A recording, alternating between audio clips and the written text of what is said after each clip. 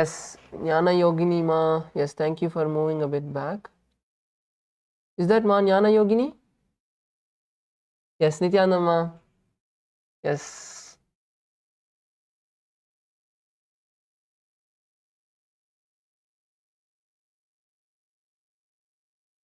KAILASA LA male team, Nithyanandam Sairamaya, Nithyanandam Pauni Denaya. Can we turn off the second camera for male side? There's a second camera.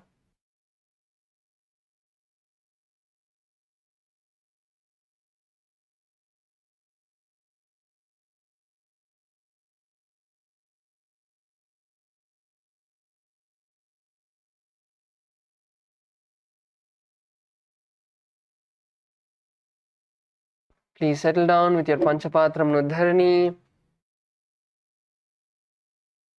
Make sure you have your Vibhuti and Kumkum. All the participants with long hair, please tie your hair and settle down. As yoga is a ritual, during the yoga we'll be having to tie our hair.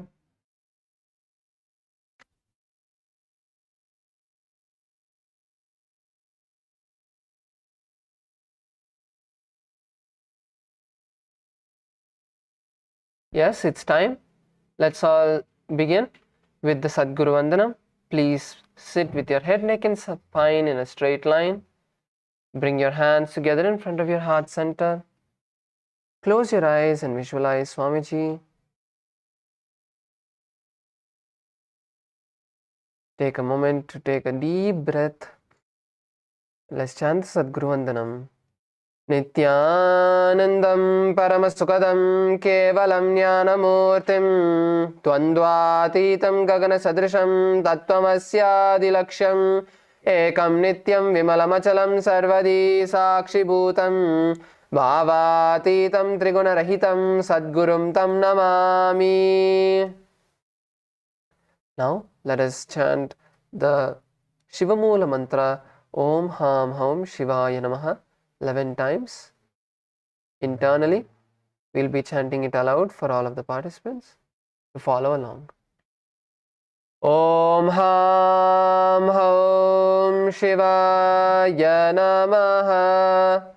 Om Ham Ham Shivaya Namaha. Om Ham Ham Shivaya Namaha. Om Ham Ham Shivaya Namaha. Om Ham Ham Shivaya Namaha. Om Ham Ham Shivaya Namaha. Om Ham Ham Shivaya Namaha. Om Ham Ham Shivaya Namaha. Om Ham Ham Shivaya Namaha. Om Ham Ham Shivaya Namaha. Om Ham Ham Shivaya Namaha. Now let us begin with the Tattvachamanam, the ritualistic cleansing.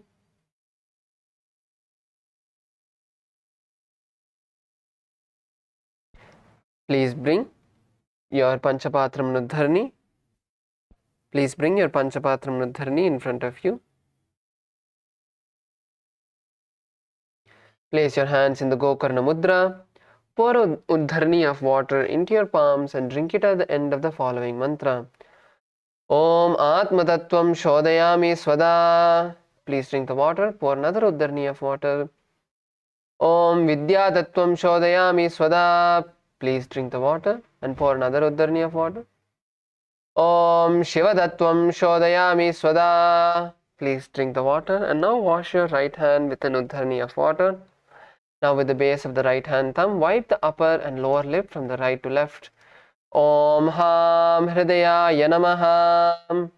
Wash your hand with an Uddharani of water. Now with the index, middle and ring fingers touch above the upper lip and below the lower lip. Wash your hand with an uddharni of water. And now with the index finger and thumb touch the right nostril, the left nostril, and then with the ring finger and thumb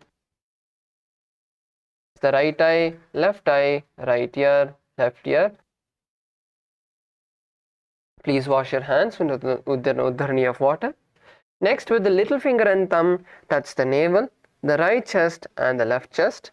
And with all the fingertips, touch above the head, the right shoulder, the left shoulder and the heart center. Once again, wash your hand with an uddharni of water.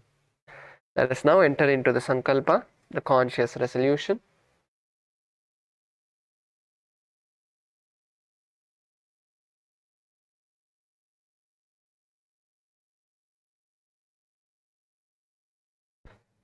Close your eyes and visualize what you want to manifest today. In the aspect of yoga, in the aspect of the program, whether it's completion or manifesting others' reality, power manifestation, whatever it may be, take a moment to set that conscious resolution inside.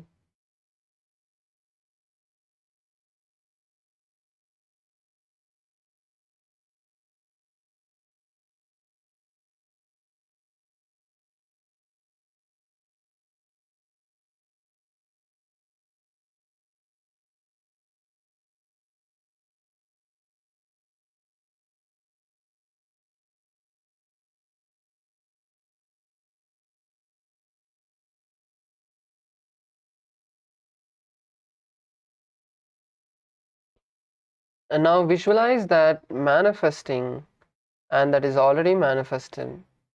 Not just you want to manifest it, but visualize that it is already manifested. Now from this powerful space, let us chant the Sankalpa mantra and set this declaration to the cosmos. ओम अमोपात समस्त दुरितक्षय द्वारा भगवत् श्री नित्यानंद परमशिव प्रीत्यर्थम श्री नित्यानंदेश्वरी परमशिव शक्ति समेत श्री नित्यानंदेश्वर परमशिव प्रीत्यर्थम च शुभे शोभने मुहूर्ते अद्य ब्रह्मणः द्वितीय परार्धे श्री श्वेतवराह कल्पे वैवस्वतमन्वन्तरे अष्टाविंशतितमे नित्ययुगे प्रथमे पादे जम्बूद्वीपे भारतवर्षे भरतखण्डे मेरोः दक्षिणे पार्श्वे शकाब्धे अस्मिन् वर्तमाने व्यवहारिके प्रभवादीनां शिष्याः संवत्सराणां मध्ये क्रोधिनाम संवत्सरे उत्तरायणे लक्ष्मी वेंकटेश्वर ऋतु मीनमासे शुक्लपक्षे द्वादश्यां शुभतिथौ बुधवासरयुक्तायां पूर्वफल्गुनी नक्षत्र वृद्धियोग बलवकरण एवं गुणविशेषण विशिष्टायां अस्यां शुभतिथौ श्री कैलासोन्नत द्वादशांत श्यामला पीठारूढ़ श्री मीनाक्षी सुंदरेश्वराभिन्न स्वरूप परशिवपुत्र रत्नकुमार गुरुमन्यतुल्यावतार श्री पार्वती स्तन्यपान लब्ध दिव्य ज्ञान विश्रुत सकल निगमागमसार भूत द्राविड वेद प्रवक्त्र श्रीमत् परमशिव करुणा समधिगत मुक्तामय चतुरश्रयान गीयमान छत्र चामर श्री चिन्ह काहलादि समस्त विरदावल्यलंकृत ज्ञान विज्ञान चक्रवर्ती सर्वजन संग सद्यो निर्वाण दीक्षा विजापवर्ग वर्ष विश्रानजीमूत परम मत कलभ केसरी शैव सिद्धांत स्थापनाचार्य श्री राजाधिराज पांड्य महाराज गुरु क्षपण शाक्यादि महांधकार निवारण ज्ञान भानु वीक्षणानर्हार्ह ध्वजोच्छेदन पूर्वक श्रीमद् ऋषभध्वज स्थापक शैव समय कर्तृ सर्वज्ञ पीठारूढ़ श्री जगद्गुरु श्री ज्ञान संबंध देशिक स्वामी वागीश सुंदर माणिक्यवाचक स्वामिनाम अवतार भूत श्री ज्ञान संबंध स्वामी पुनरुद्धृत श्यामला पीठ सर्वज्ञ पीठ तृणवद्युत्तर द्विशततम गुरु महासन्निधान अरुणगिरि योगीश्वर परंपरागत अरुणाचल सर्वज्ञ पीठ गुरु महासन्निधान कैलास परंपरागत कांची कैलास सर्वज्ञ पीठ त्रयस्त्रिंशदुत्तर द्विशततम गुरु महासन्निधान नित्योत्सव नित्य मंगल नित्य कल्याण नित्य रचित कैलास परंपरागत आदि कैलास नित्यानंद पीठ महासंस्थान महासिंहासन पीठ कर्त्रे साक्षात् श्री परमशिव समुद्भूत कैलास परंपरागत वैवस्वत मनु इक्ष्वाकु हरिश्चंद्र भगीरथ श्रीरामचंद्र शूरसेन इत्यादि अनवच्छिन्न सार्वभौम चक्रवर्ती परंपरागत चतुष्षष्टि योगिनी मंडित चतुष्षष्टि संप्रदाय प्रवर्तक मनुधर्म शासन सूर्यवंश प्राप्त सर्वज्ञ पीठ सुरांगी साम्राज्य मूर्धाभिषिक्त चूड़ामणि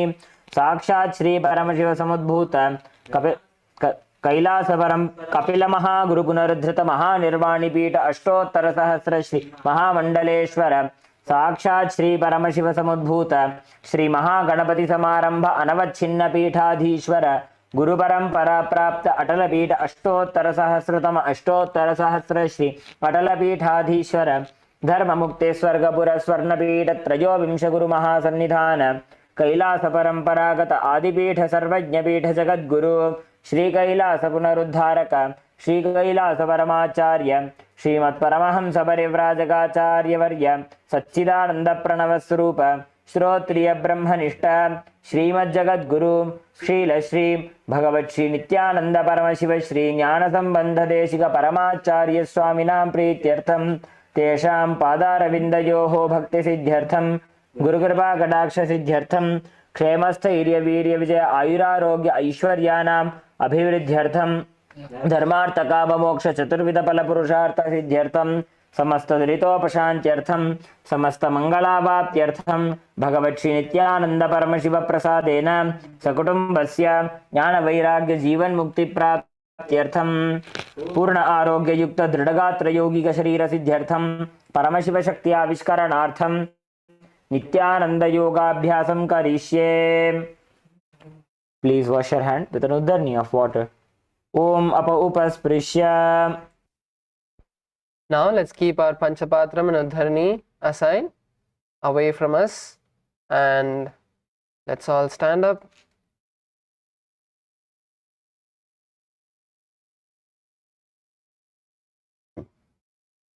Take a moment to visualize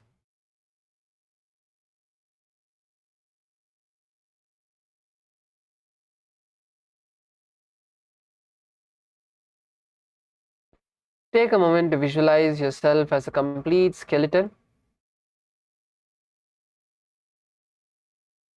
Kailasa LA, all volunteers for the female side, can you guys lift the camera up, as all of the participants are standing, they're all getting cut. Anyways, in the front there's no one, so you can lift the camera up.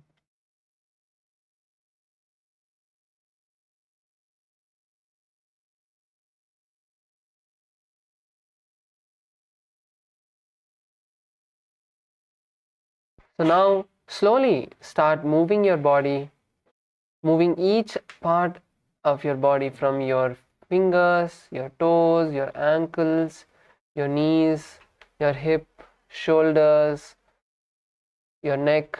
Move every part of your body. Start slow, focusing on moving the body and slowly increasing the speed.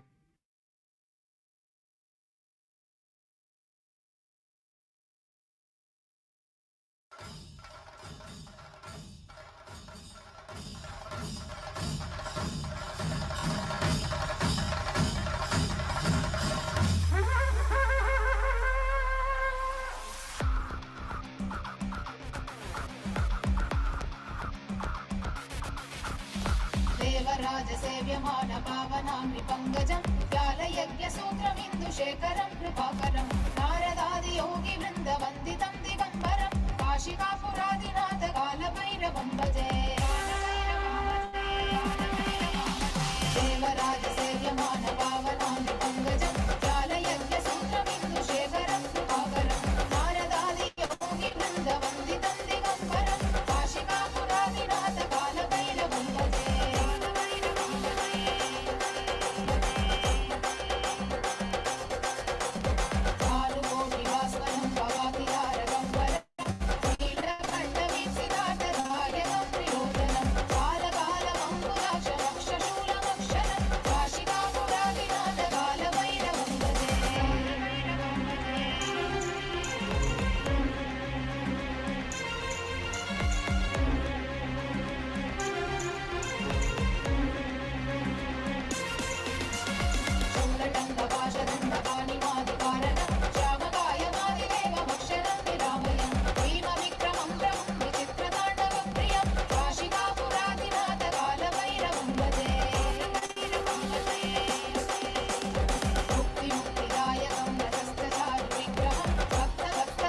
Keep moving every part of your body. Slowly increase the intensity and speed. Just a few more moments.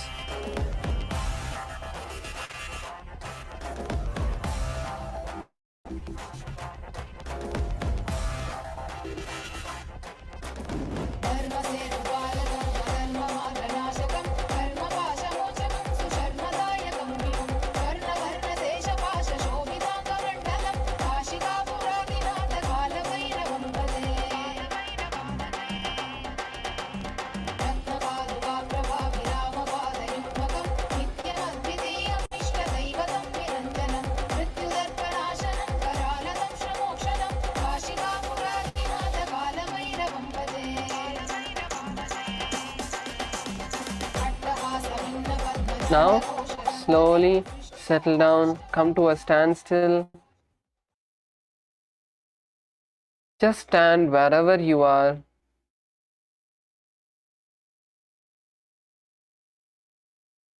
Just stand wherever you are. Come to a standstill.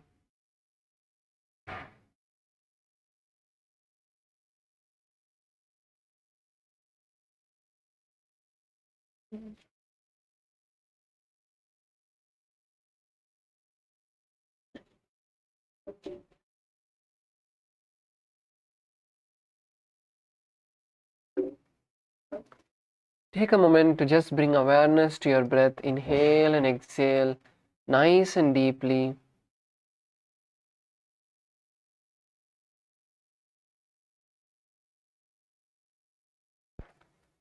Inhale as deeply as you can, completely filling your lungs, and exhale, completely emptying them. Take nice and deep breaths.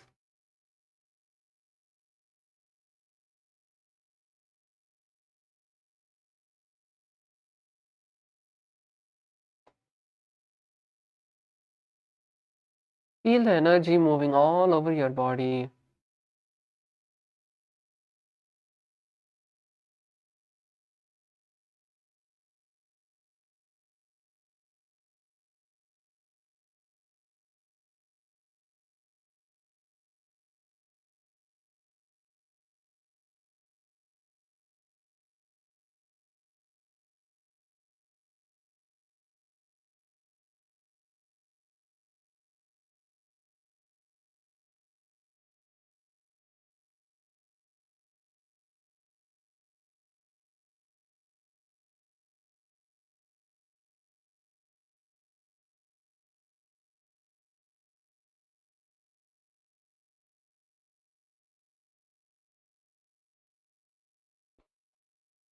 Inhale and exhale nice and deeply.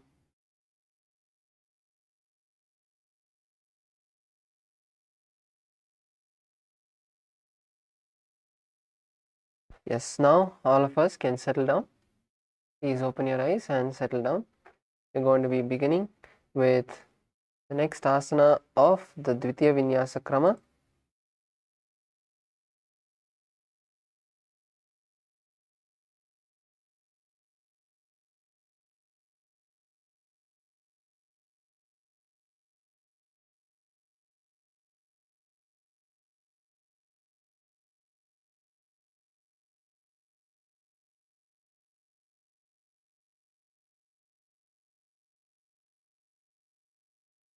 So yes, today we're going to be beginning with asana number 180, which is Vrishchikasana.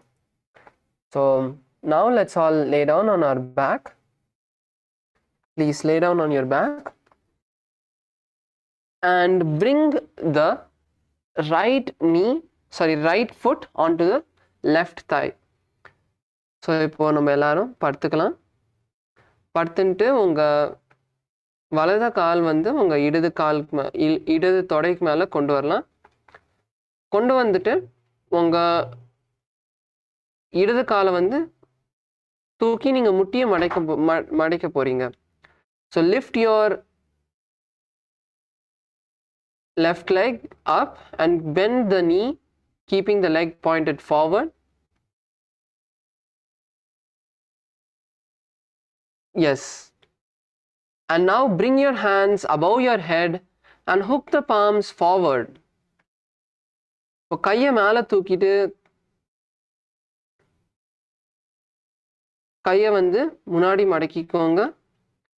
And lift your head off the ground. So this is Vrishchikasana. Visualize a scorpion in your inner space.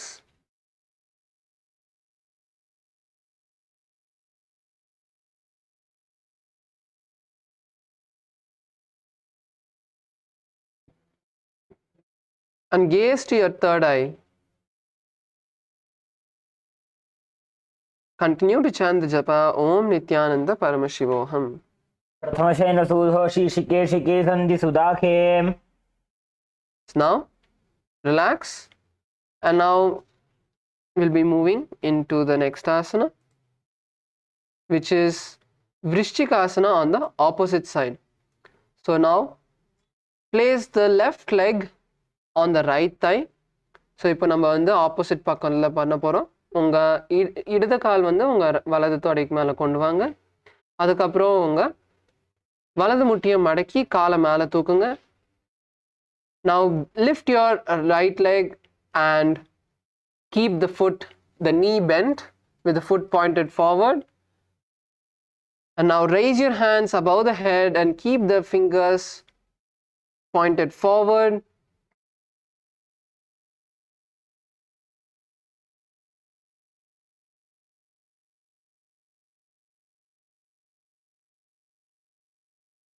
Lift your head off, visualizing a scorpion.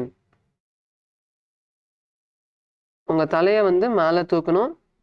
மேலே தூக்கிட்டு உங்களுக்குள்ள ஒரு தேல் வந்து visualise பண்ண போறீங்க.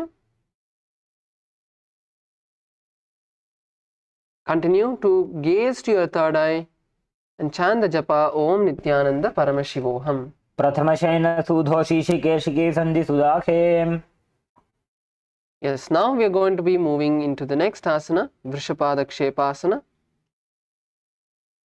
Continue to lie down. And now interlace your hands behind your neck. So இப்போ கையை வந்து உங்க தலைக்கு பின்னாடி கொண்டு வாங்க. Now bend your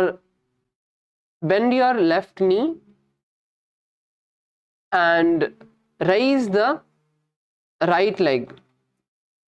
ஸோ இப்போ உங்கள் இடது முட்டியை மடக்கி உங்கள் வலது காலை தூக்குங்க மேலே. And now bring your right elbow to the left knee. And now alternate. So then bend the right leg, bring the left elbow to the right knee, and keep the left leg stretched. Yes, Harshaya, that's good. Yes, Ma Jnana Yogini, that's good.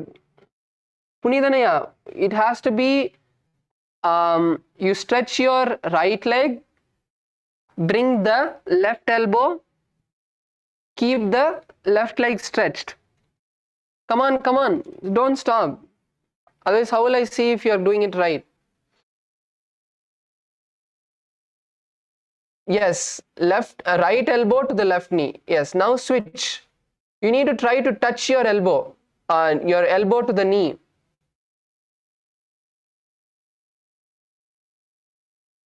Come on. Just a few more moments. Visualize Swamiji in your inner space and chant the japa Om Nithyananda Paramashivoham. उत्तानं शयनं कृत्वा अङ्गुलिभिः कन्दरां बद्ध्वा कूर्परो मिलित्वा नितम्बेन भूमिं स्पृष्ट्वा एकं पादं प्रसार्य एकैकेन पादेन सव्यदक्षिणं भ्रामयित्वा वृषपादक्षेपं भवति. Yes, relax. Now we move into the next asana, which is Marotanasana. Now in Marotanasana, keep your hands by your side. இப்போ அடுத்தது மரோத்தானாசனால கையை உங்க பக்கமா வச்சுக்கோங்க. Now bend the right knee and try to touch your right knee to your right ear. So Lift your leg as high as you can. Even if you're not able to touch, that's fine, but lift your leg, crunch yourself forward, and perform on the opposite side again and again. So this is Marotanasana. Let's all perform.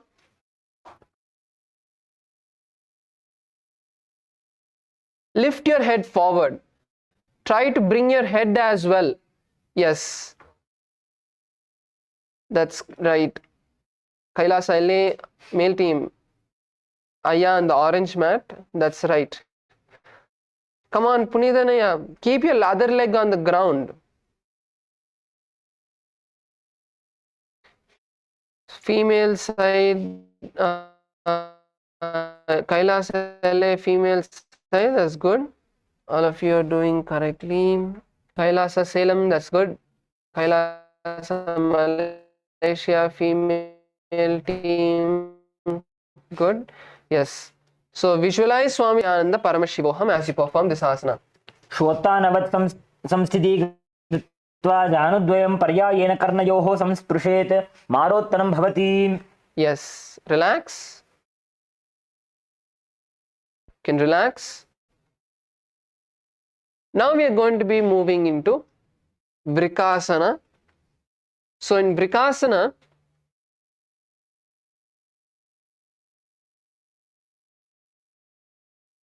all of you can first see how to perform the asana and then you can perform. Okay, so all of you can see how to perform and then perform. So முதல்ல நீங்க வந்து எப்படி பண்றதுன்னு பார்த்துட்டு அதுக்கப்புறம் நீங்க பண்ணலாம். So now you're going to roll your leg backward. Bring your leg backward. So bring your leg backward behind your head. Push yourself with your hands and you're going to roll. You're going to tumble. So you need to bring some momentum. It is not just trying to bring your leg around. You want to use some momentum and come up and then come into a plank position. Bring your legs forward once again. So bring your legs into a plank position. Then again jump your foot forward. Sit down and roll again. So repeating this again and again. So this is Marotanasana. Let's all perform now. Come on, let's perform. It's not too hard. So come to the front of your mat and you can roll. So if it's difficult to roll behind, you can kind of lean on to one side and then roll backward. So lean onto one side and you can roll instead of rolling over your head. Yes, Masweta, Salem, Masweta, that's good. Come on, Kailasa, Malaysia, all of you are sitting. Female side. You need to bring some momentum. You need to go fast. Yes, Kailasa, Malaysia, male team. Aya, that's correct. That's good.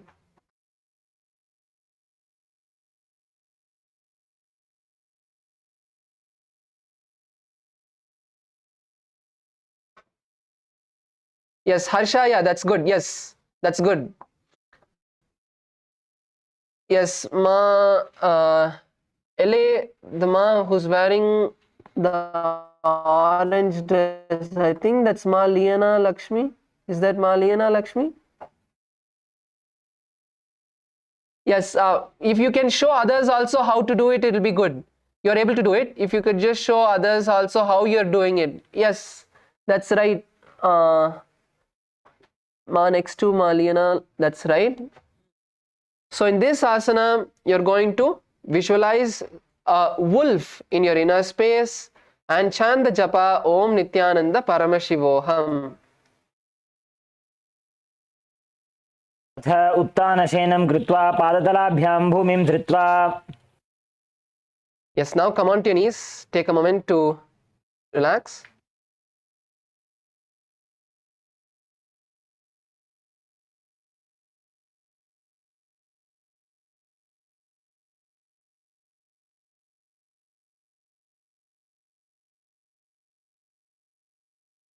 So now just take a moment to catch your breath as we now move into the next asana.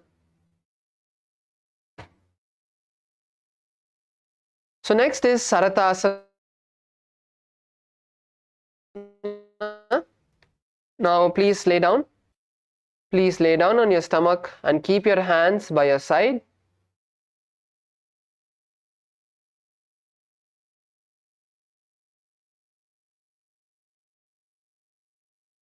Lay down on your stomach, keep your hands by your side, and keep your feet together with the toes pointed backward.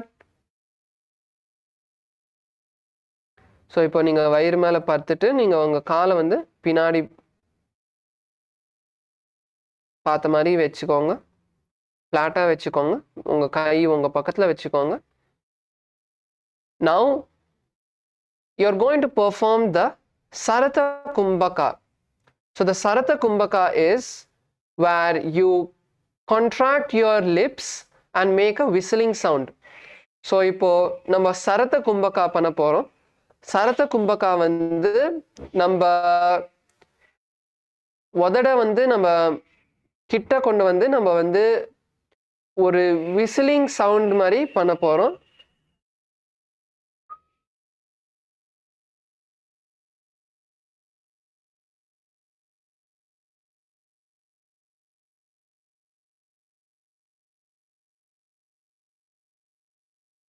So make a whistling sound and visualize a chariot.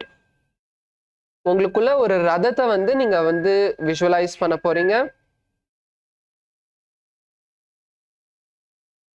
உள்ளேயும் வெளியே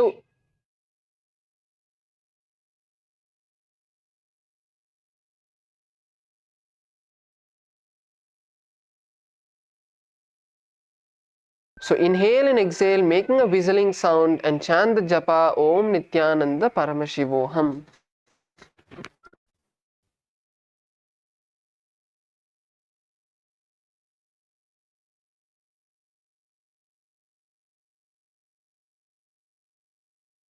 शयनं कृत्वा नाभिं भूमौ निधाय स्तम्भध्यस्ताभ्यावत् संकृत्य तिष्ठेत् सरठासनं भवति.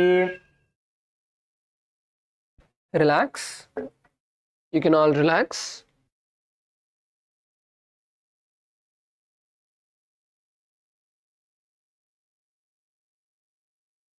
Now we move into the next asana, which is Dehal yulanganasana. So now come on to your hands and legs. Come on to your hands and legs in a plank position. Come on up. All of us had enough break. So இப்போ வந்து அடுத்து நம்ம தேஹல் யுல்லங்கனாசனா பண்ண போறோம். தேஹல் யுல்லங்கனாசனால உங்க உடம்ப வந்து மேலே தூக்கிக்கோங்க, உங்க கையும் காலுக்கு மேலே.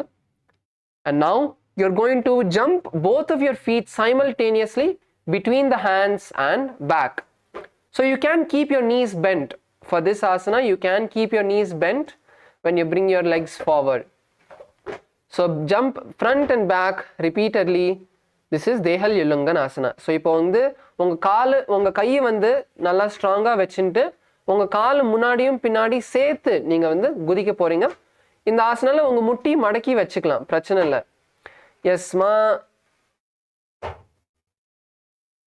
சுதர்ஷினி நல்லா பண்றீங்க. கைலாசா சேலம், மா Shweta, that's good. See, you need to come back into a plank position. Kailasa Malaysia female team, come back into a plank position. So your legs have to be, again you have to come into the plank position, which is not keeping your hips too high, bringing your legs nice and back. You're not doing Gajasana, it's more like Tarakshvasana. So if you're familiar with PVK, come on, Punidanaya, Sairamaya, come on. LA female side is doing, you guys are not doing.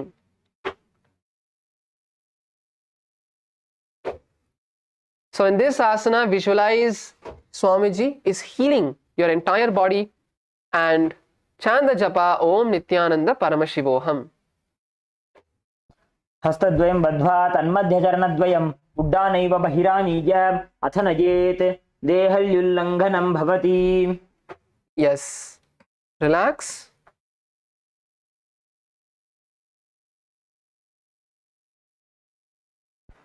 Now we move into the next asana, which is Jatyasana.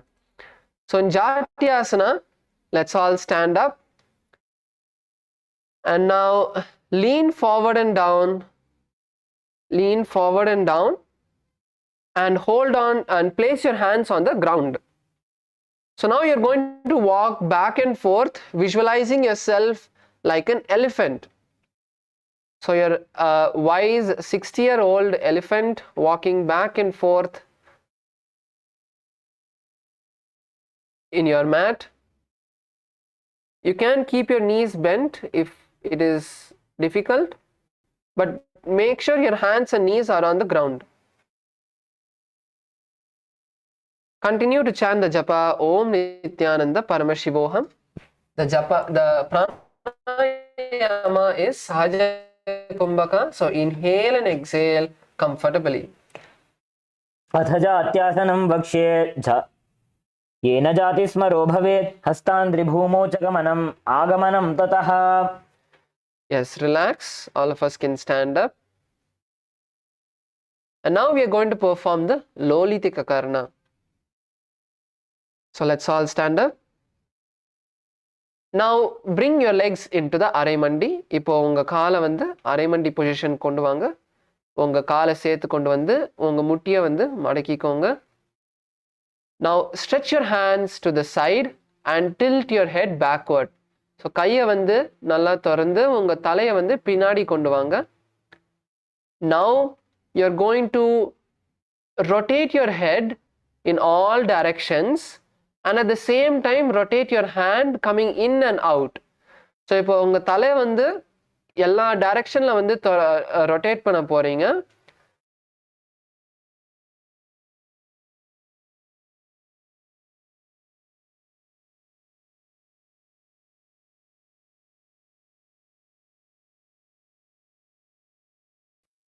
அதே நேரத்துல ஒரு கையை நீங்க வந்து உங்களுக்குள்ள உங்க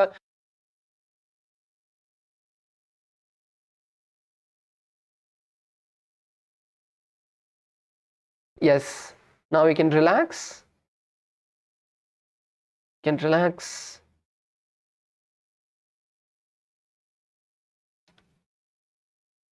Now we move into the next, which is the Sarpasana. Now in Sarpasana, stand with your hands by your side. இப்போ அடுத்தது நம்ம சர்பாசனா பண்ண போறோம். சர்பாசனால வந்து உங்க கை உங்க பக்கத்துல வச்சுக்கோங்க. உங்க காலும் சேர்த்து வச்சுக்கோங்க. Keep your hands and legs by your side. Keep your head, neck and spine in a straight line. As you are now going to close your eyes and visualize the Kundalini energy moving from the Mooladhara to the Sahasrara. இப்போ உங்க முதுகு உங்க கழுத்து உங்க தலை எல்லாம் நேரா வச்சுட்டு உங்க மூலாதாரத்திலேருந்து உங்க சஹஸ்ராராக்கு வந்து இந்த குண்டலினி எனர்ஜி மேல போகிறது வந்து நீங்க விஷுவலைஸ் பண்ண போறீங்க. Visualize this powerful golden energy or this snake, golden snake, which is there at the root of your spine, moving up through your back, the spinal cord, all the way to the Sahasrara.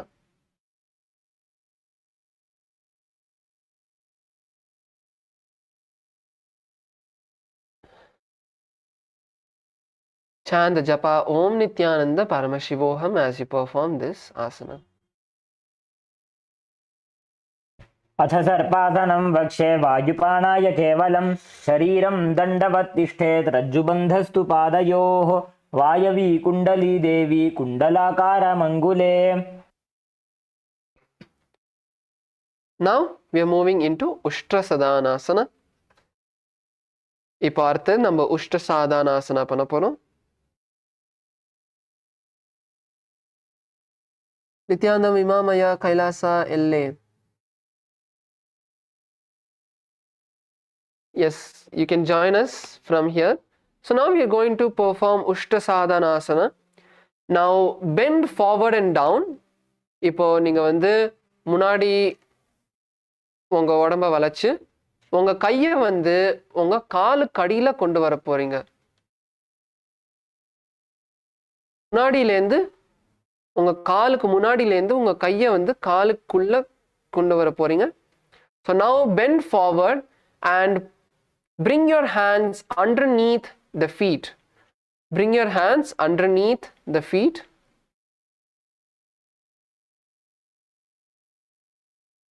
And now you're going to walk back and forth in your mat, visualizing yourself as a camel.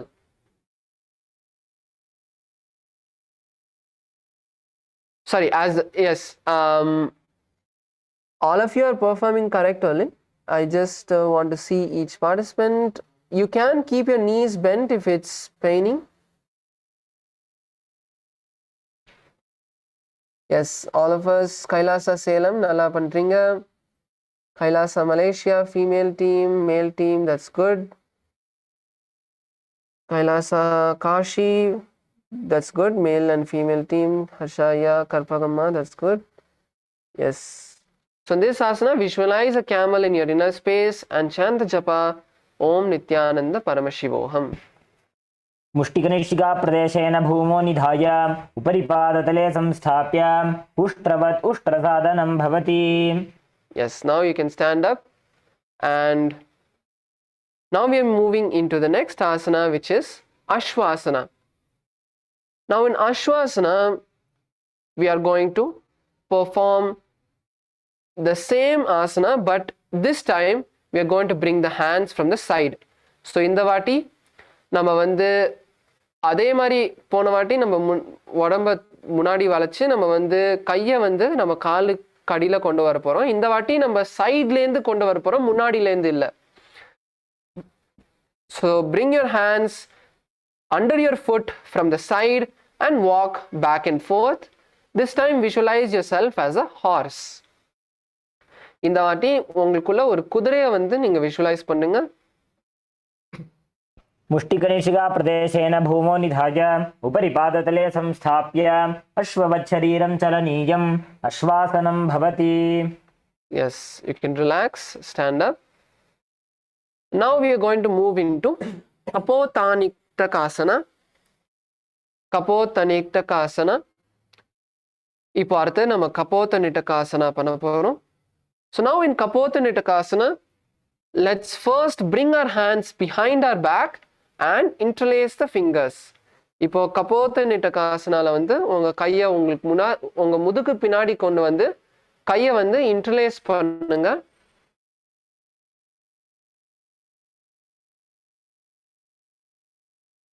Lock your hands behind your back, and now push yourself as low as possible. Bring your hands as low as possible. If you can bring your legs to your knees, to behind your knees, you can bend your back nicely. So in this asana, to keep yourself balanced, push yourself lightly forward. So push your hips forward. So இப்போ Kapotanittakasanaல வந்து உங்க கையை உங்களுக்கு பின்னாடி கொண்டு வந்துட்டு அதை நல்லா லாக் பண்ணிட்டு உங்க கையை வந்து எவ்வளோ கீழே கொண்டு வர முடியுமோ உங்க முதுக வளைச்சு நீங்க கீழே கொண்டு வர போறீங்க. சூப்பர்மா ஸ்வேதா, சூப்பரா பண்றீங்க. உங்க இடுப்பை வந்து கொஞ்சம் முன்னாடி தள்ளிக்கோங்க, அப்பதான் உங்களுக்கு பேலன்ஸ் இருக்கும். Push yourself nicely, bend your back, keep your knees straight. உங்க முட்டியை வந்து நேரா வச்சுக்கோங்க, முட்டியை மடக்காதீங்க. Keep your feet together. Ma Zee, keep your feet together. Harshaya, keep your feet together. So visualize a bird that is diving down, that's soaring down, and chant the japa Om Nithyananda Paramashivoham. Keep breathing as you perform the asana. Keep breathing as you perform the asana. पादतले भूमो निधाय पृष्ठभागेन हस्तौ जङ्घापर्यन्तं नीत्वा कपोतनिटकं भवति. Yes, relax, come up. And now we move into the next, which is the Tala Pushpaputam Karana. So இப்போ அடுத்தது நம்ம Tala Pushpaputam Karana வந்து பண்ண போறோம். Now in Tala Pushpaputam Karana, once again come into Aremandi.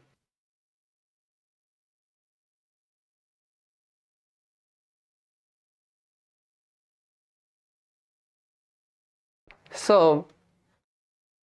bring your legs into arimandi, bring the heels together and bend the knees. இப்போ உங்க காலை அரைமண்டிக்கு கொண்டு வாங்க, காலை சேர்த்து கொண்டு வந்து உங்க முட்டியை மடக்கிக்கோங்க. And now bring your hands together in namaskara mudra. In front of you, உங்க கையை வந்து நமஸ்கார முத்ரால கொண்டு வாங்க. Now raise the right heel and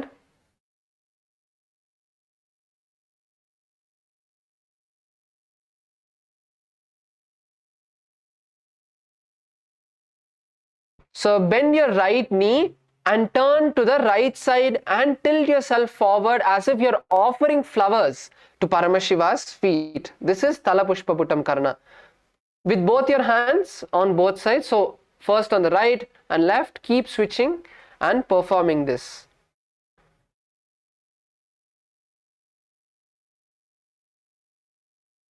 So this is Tala Pushpaputam Karana.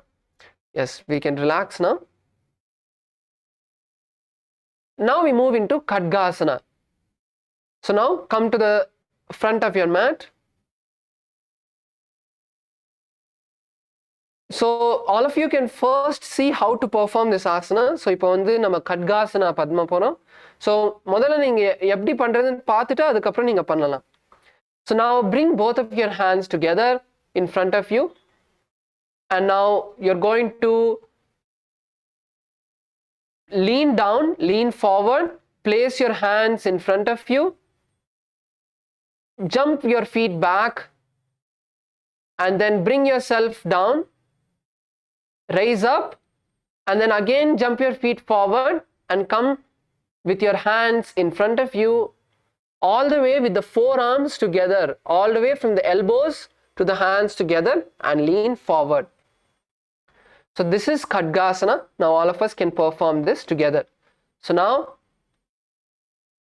from the standing position, jump down, bring yourself down, raise yourself up. Once again, bring your feet forward, stand, and keep your hands together with the palms together, the elbows together, the forearms together, and the hands pointed forward. This is Khadgasana. So visualize a rhinoceros in your inner space as you perform this asana and chant the japa Om Nithyananda Paramashivoham. आसनं कृत्वा पादतलाभ्यां भूमिं वष्टभ्य उत्तिष्ठेत् खड्गासनं भवति. Yes. Relax. Now we are going to enter into the next asana, which is Uttanottanam.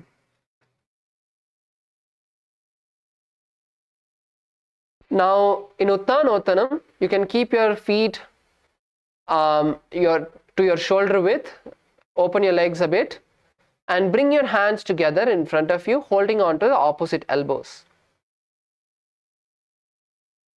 And now sit down and stand up repeatedly as you visualize Swamiji in your inner space. So go all the way down and stand up. Yes, Kailasa, Salem, that's good. Try to keep your back straight, not leaning all the way forward. Romba munadi saayama unga muduka nara vechittu keela poga parunga. Yes, Subhashnima, correct. Abhida. Come on, keep going.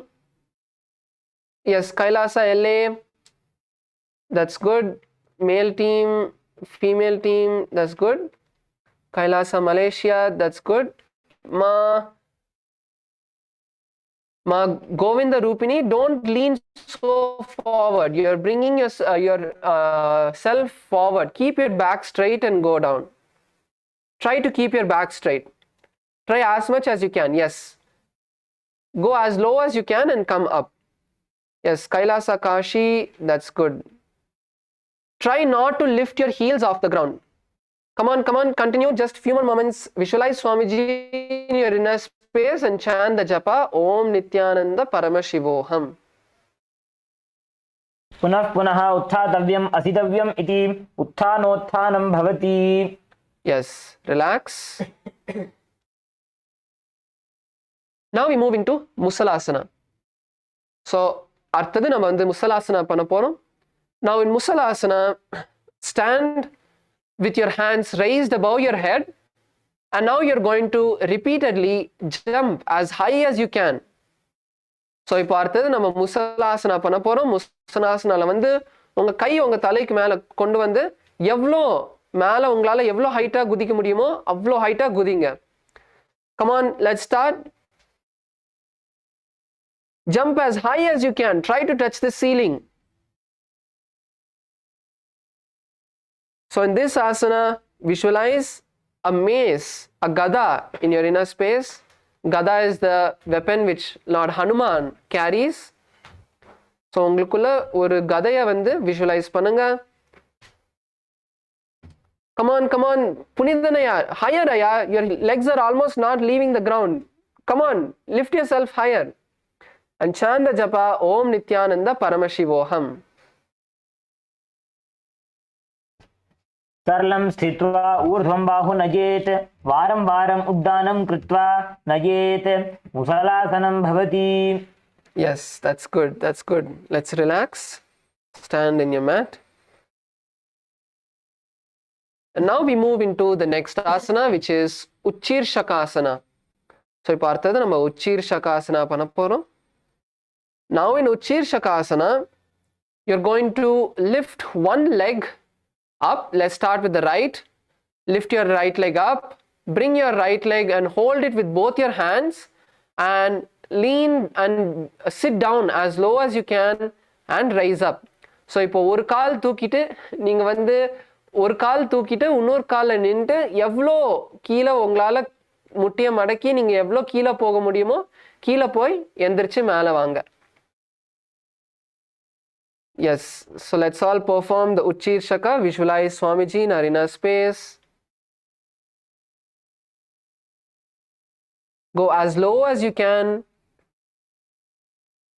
and raise up and continue to chant the japa Om Nithyananda Paramashivoham. एकैकं पादतलं भूमौ निधाय तिष्ठेत् एकैकं पादतलं कुक्षौ निधाय तिष्ठेत् उच्छीर्षकं भवति. Yes, relax. Stand still. Now we move into the next asana, which is Parshvajanu Karana. So இப்போ அடுத்தது நம்ம வந்து Parshvajanu Karana பண்ண போறோம். Now in Parshvajanu Karana, once again bring your heels together. Parshvajanu Karanaல மறுபடியும் உங்க முட்டி சேர்த்து கொண்டு வாங்க.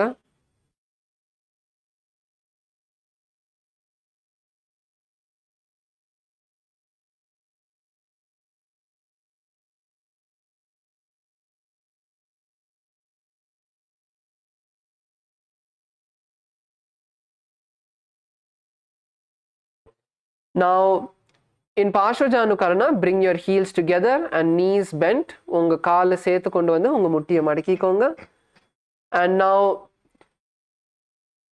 raise your right leg. இப்போ வந்து உங்க வலது காலை வந்து மேலே தூக்கி உங்க வலது கை வச்சு உங்க வலது கால் வந்து இப்படி பிடிக்க போறீங்க. So raise your right leg and hold your right leg with your right hand. So you're going to use the wrist to hold the leg because your fingers are going to be in a fist. உங்க கையை வந்து மடக்கி ஒரு ஃபிஸ்ட்ல கொண்டு வர போறீங்க. So உங்க ரிஸ்ட்டை வந்து நீங்க யூஸ் பண்ணணும் உங்க காலை பிடிக்க. So this is Parshvajanu Karana. Keep the other hand on the opposite hip. Keep the other hand on the opposite hip. So this is Parshvajanu Karana. Stay like this. We are not switching sides. Just stay like this. Yes, now you can relax. Now we move into the next asana, which is Tandavasana. இப்போ அடுத்தது நம்ம வந்து Tandavasana பண்ண போறோம். So now in Tandavasana, stand and raise one foot forward. So let's start with the right leg, stretching the right leg forward. So இப்போ வந்து தாண்டவாசனா பண்ண போறோம். தாண்டவாசனால வந்து முதல்ல ஒரு காலை வந்து மேலே தூக்குங்க. தூக்கிட்டு நீங்க வந்து உக்காந்துட்டு எந்திரிக்க போறீங்க. So keeping your right leg stretched, lower your body down and stand up. on the left leg. Visualize Paramashiva dancing. So try to do this. See, you can do this with the support of your hands. So இப்போ நீங்கள் கீழே போயிட்டு மேலே எந்திரிக்கிறதுக்கு உங்கள் கை support நீங்கள் use பண்ணிக்கலாம், காலும் தரையில் வைக்கலாம்.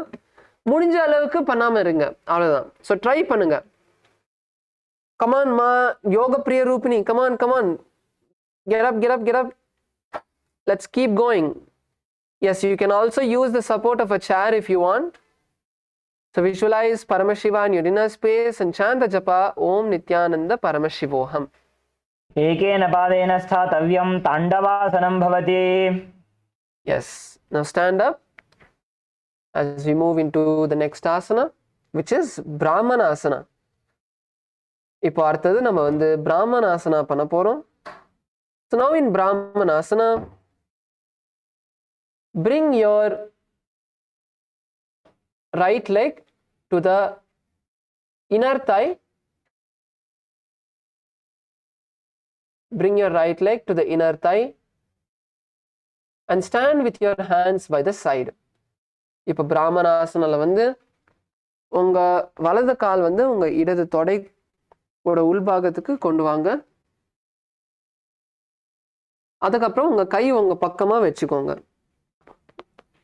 Visualize Lord Brahma blessing you.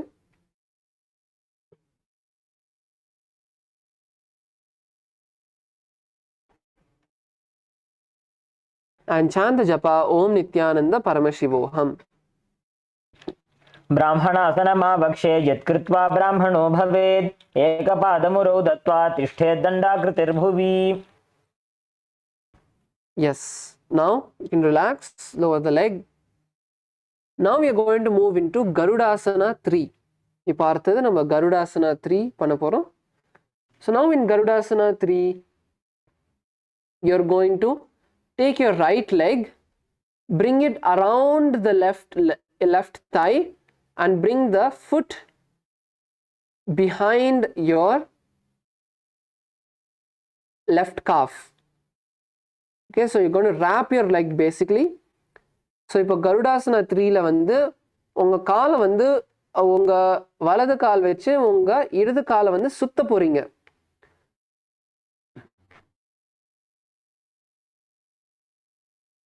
So try to keep your knee as straight as possible without bending it. Try to keep your right knee as straight as possible without bending it. You can bend it. It will bend for sure. But try to keep it straight. You're not just keeping your knee bent above the leg. You're trying to wrap the leg. So உங்க கால் just மேலே கொண்டு வர பார்க்கல, நீங்கள் வந்து உங்கள் கால் வச்சு சுத்த பார்க்குறீங்க. உங்கள் இடது கால் உங்கள் வலது கால் வச்சு உங்கள் இடது காலை சுத்த பார்க்குறீங்க.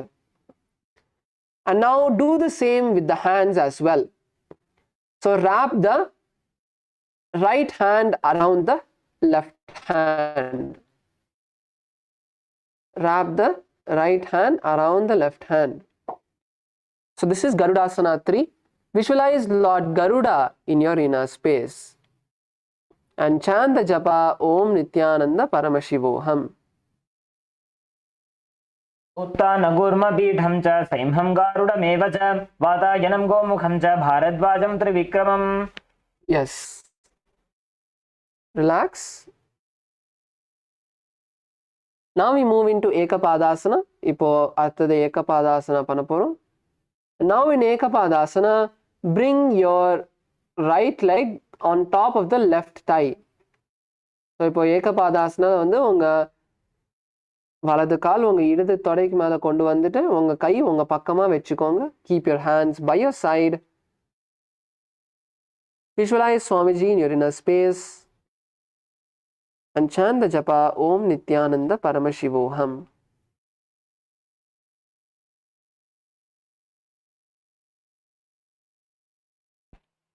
दक्षाङ्घ्रिं वामपादस्य जङ्घोपरि निधाय च.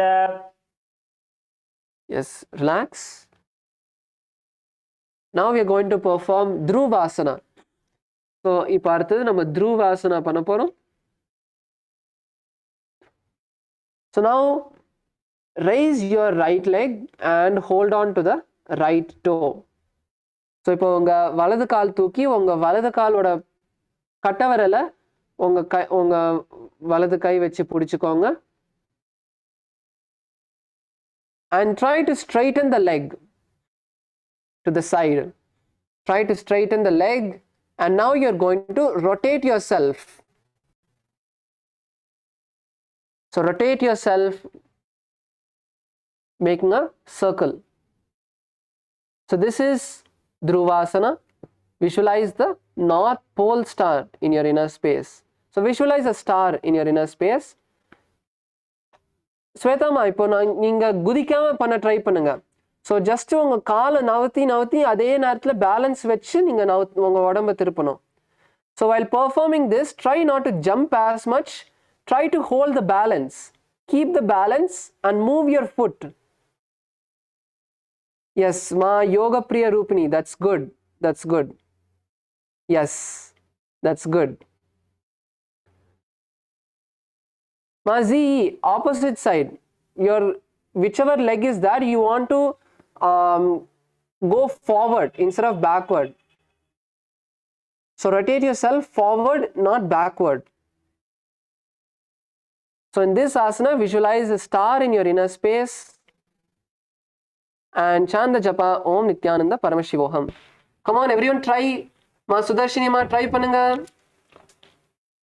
एकेन हस्तेन दण्डरूपस्य एकस्य पादस्याग्रं धृत्वा इतरपादतलं भूमौ निधाय त्वरया भ्रमणं कर्तव्यं.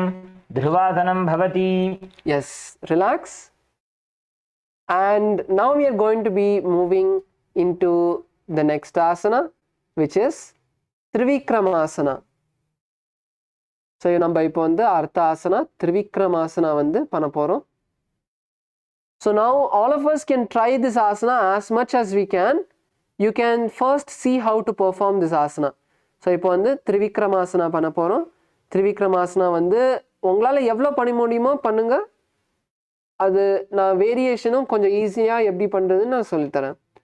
So now bring your right leg up, raise it and bring the leg behind your neck. Bring the right leg behind your neck. Stretch your hands to the side. Sit down and stand up.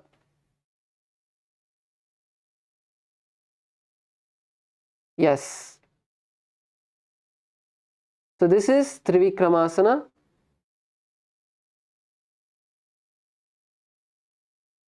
So let's all now perform the asana. Yes, Mazi, yesterday, actually day before you did, you were able to put your leg behind, so it should be easier for you. You can use the support of the wall if you want. So you can use the support of the wall if you want. So let's all try. So if you're not able to perform, lift your leg as high as you can. Lift your leg to your chest, sit down and then stand up. So you can perform the easier variation if you're not able to bring your leg behind the head. So let's all try any one variation, whether it's with your legs to your chest or legs behind your head. Try either one variation. Don't just sit down. Don't give up. Push yourself to as much as you can. So இப்போ கால் வந்து உங்களால் பண்ண முடியாட்டி உங்கள் கால் வந்து உங்கள் நெஞ்சுக்கிட்ட கொண்டு வந்து நீங்கள் உட்காந்துட்டு பண்ணலாம். உங்கள் காலை பிடிச்சிட்டு உட்காந்துட்டு எந்திரிக்கலாம். ஸ்வேதாமா, நீங்கள் வந்து பண்ணக்கூடாது. நீங்களாம் வந்து கொஞ்சம் அட்வான்ஸ். நீங்கள் ட்ரை பண்ணுங்கள். உங்கள் கால் கழுத்துக்கு பின்னாடி போடுறதுக்கு ட்ரை பண்ணுங்கள். உட்காந்து கூட ட்ரை பண்ணலாம். உட்காந்துட்டு ட்ரை பண்ணிட்டு எந்திரிக்க பாருங்க. S.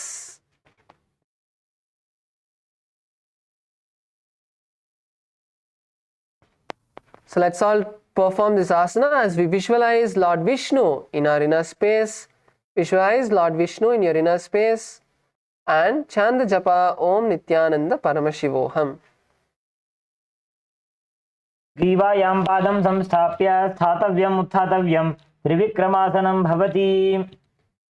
Yes. Now stand up and we are going to be performing the Parshva Janukarana on the opposite side. So இப்போ வந்து opposite side la வந்து Parshva Janukarana பண்ண போறோம். Now once again sit in அரைமண்டி. மறுபடியும் அரைமண்டி பொசிஷனுக்கு வாங்க. உங்க கால் சேர்த்து கொண்டு வாங்க. உங்க முட்டியை மடக்கிக்கோங்க.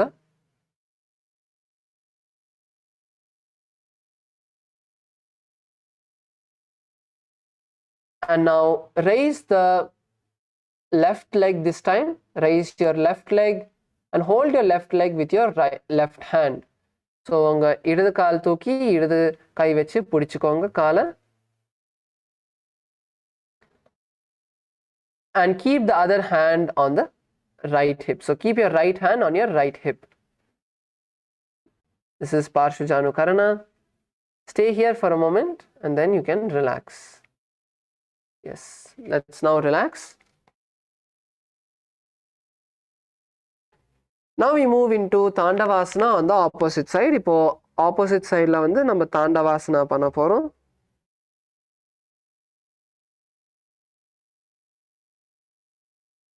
So now stand with your left leg stretched this time. இந்த வாட்டி உங்க இடது கால் முன்னாடி கொண்டு வாங்க.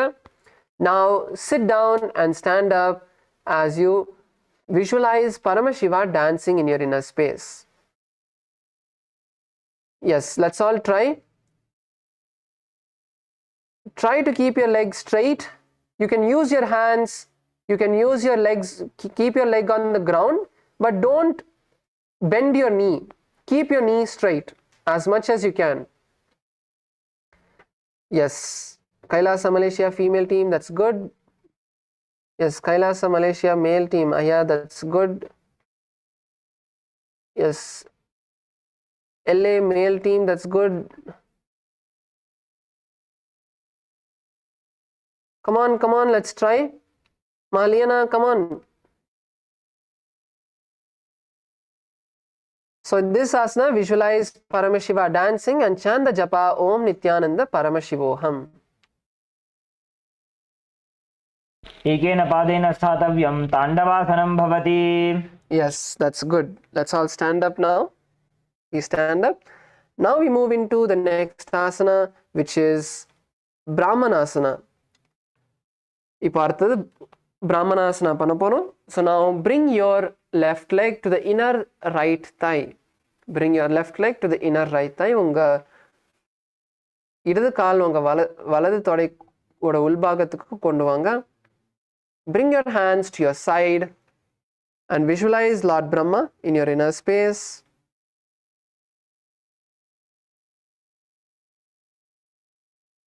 Come on, Punithanaya, raise your leg. Yes.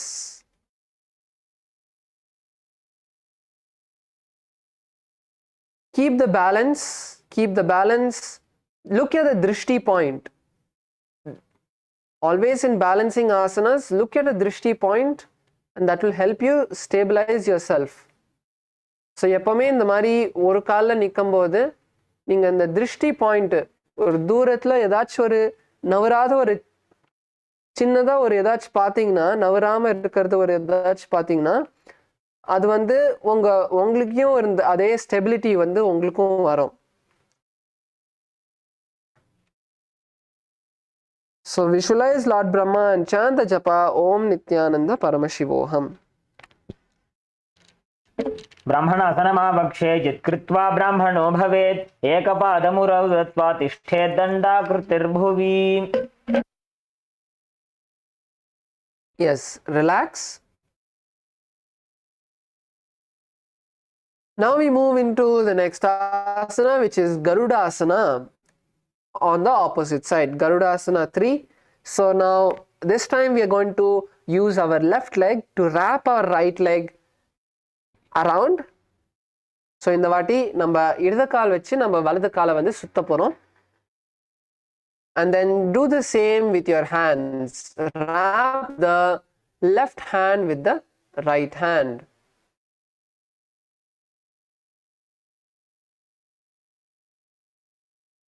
Visualize Lord Garuda in your inner space and chant the japa Om Nithyananda Paramashivoham.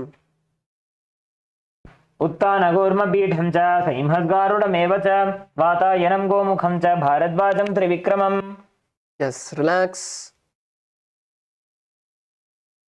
Now we move into Ekapadasana.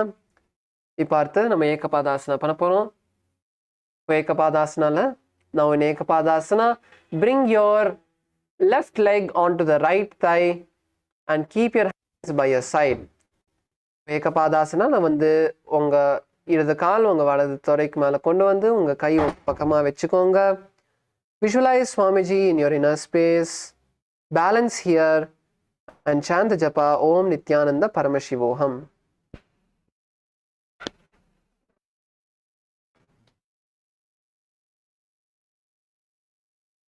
दक्षाङ्घ्रिं वामपादस्य जङ्घोपरि निधाय च. Yes, relax. Now once again let's move into Dhruvasana. So this time hold your left leg with your left hand and stretch the leg to the left side.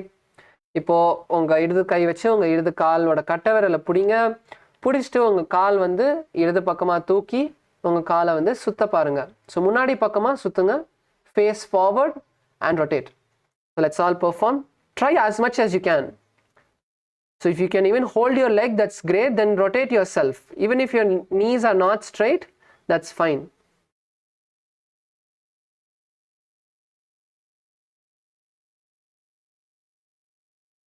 Yes, Karpagama, that's good.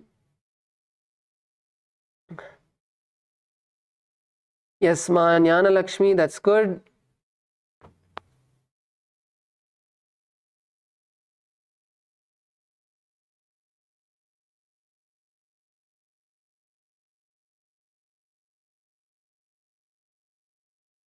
Yes, so in this asana, visualize a star in your inner space and chant the japa Om Nithyananda Paramashivoham.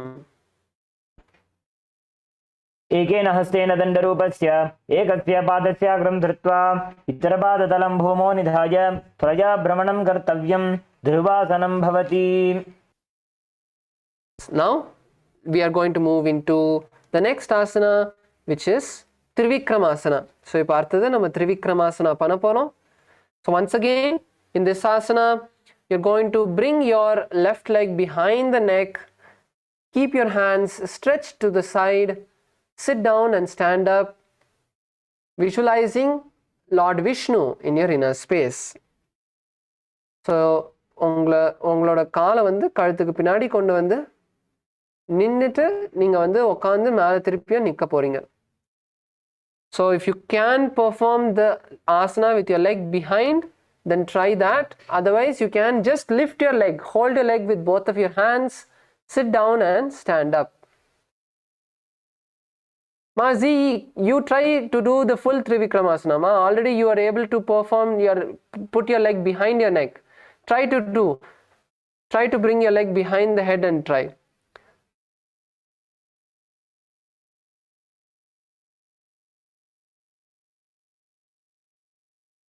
So in this asana, visualize Lord Vishnu in your inner space and chant the japa Om Nithyananda Paramashivoham. एकेन पादेन स्थातव्यम् उत्थातव्यं. ग्रीवायां पादं संस्थाप्य स्थातव्यम् उत्थातव्यम् इति त्रिविक्रमासनं भवति. Yes, that's good. Now we enter Samanaka Karna. Take a moment to just stand with your hands by your side. Keep your heels together, toes slightly pointed out. Keep your hands by your side.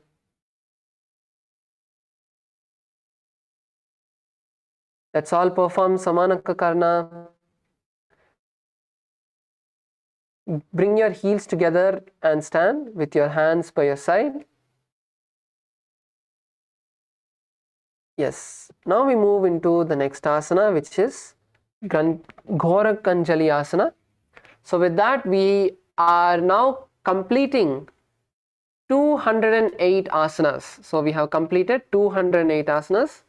208 asana இப்போ வந்து முடிச்சிருக்கோம். So that's good. Half the Dvitiya Vinyasa Krama is over. So now we are going to start with Gorak Anjali asana. So இப்போ அடுத்தது Gorak Anjali asana பண்ண போறோம். So now open your legs wide, open your legs up, and now you're going to insert your hands from behind. Bring your hands behind you. Insert your hands between the thighs and calves. Keep your hands interlaced and sit down. So this is Gorak Anjali asana. So நின்றுட்டு நீங்கள் வந்து உங்கள் கை உங்கள் காலுக்கு பின்னாடி கொண்டு வந்துட்டு உங்கள் முட்டிக்கு பின்னாடி உங்கள் கையை கொண்டு வந்துட்டு உங்கள் முட்டியை மடக்கி நீங்கள் வந்து உங்கள் கைக்கு மேலே உட்கார போகிறீங்க. எஸ், கைலாசா சேலம் மா ஸ்வேதா கமலாமா சூப்பராக பண்ணுறீங்க. எஸ், கைலாசா எல்ஏ, that's good. Try to keep your heels on the ground. Yes, மா Govinda Rupini, try to bring your legs down. Try to sit more down as much as you can. Try to sit down. Yes, Harshaya, that's good. Kailasa LA, female team. Ma Karuna, that's good, ma. Yes, LA male team, that's good. So visualize Goraknatha. Goraknatha is the founder of the Natha Yoga Sampradaya. So you can visualize him in your inner space and perform the Jiva Chala Kumbaka. So the Jiva Chala Kumbaka is inhale, visualize the pranayam. The prana is going from your foot, going all the way to your feet, and then going up from your feet to your abdomen, your stomach, your throat, all the way to the Sahasrara, all the way to your crown center, and then exhale. So இப்போ Jiva Chala Kumbaka பண்ணுங்க. Sairamaya, come on, stay in the position. So ஜீவச்சல கும்பக்கா வந்து நீங்கள் வந்து நல்லா ஆழமாக மூச்சு உள்வாங்கி உங்கள் மூச்சு அந்த பிராணா வந்து உங்கள் கால் வழிக்கும் போயிட்டு கால்லேருந்து மேலே வருதுன்னு பாருங்கள். கால்லேருந்து உங்கள் வயிற்றுக்கு அப்புறம் உங்கள் ஹிருதயம் கிட்ட, உங்கள் ஹிருதயத்துக்குள்ள, அதுக்கப்புறம் மேலே உங்கள் கழுத்துக்கு, அதுக்கப்புறம் உங்கள் மூன்றாம் கண் போயிட்டு உங்கள் சஹஸ்ராரம் வரைக்கும் போகிறது. அந்த மாதிரி ஒரு விஷுவலைஸ் பண்ணுங்க. இந்த பிராணா எனர்ஜி வந்து உங்கள் உடம்பு பூரா அது போயிட்டு அதுக்கப்புறம் மூச்சை வெளிவிடுங்க. ஸோ இந்த ஆசனா சாந்த ஜபா ஓம் Nityananda பரமசிவோகம். प्रथमहि उभोहोये बाहुरीनी चोपुनिहोवे. Yes. Now we move into the next asana, which is Kanchi asana. இப்போ அடுத்தது நம்ம வந்து கஞ்சி ஆசனா பண்ண போகிறோம். Now in Kanchi asana, bring your hands outside of the legs and interlace them behind your buttocks. So இப்போ வந்து உங்கள் கையை வந்து வெளியே எடுத்துட்டு உங்கள் காலுக்கு நடுவுலேருந்து வெளியே எடுத்துட்டு நீங்கள் வந்து உங்கள் கையை வந்து உங்களுக்கு பின்னாடி நீங்கள் வந்து லாக் பண்ணிக்கலாம். Keep your knees together. Kamalamma உங்கள் முட்டியை சேர்த்து கொண்டு வாங்க. நீங்கள் வந்து உங்கள் முட்டிக்கு நடுவுலேருந்து கொண்டு வரக்கூடாது, ஜஸ்ட்டு உங்கள் பக்கமாக கொண்டு வாங்க. உங்கள் முட்டியை வந்து சேர்த்து கொண்டு வாங்க. Keep your knees together. Yes, Kailasa, LA, Ma, Liana, that's good.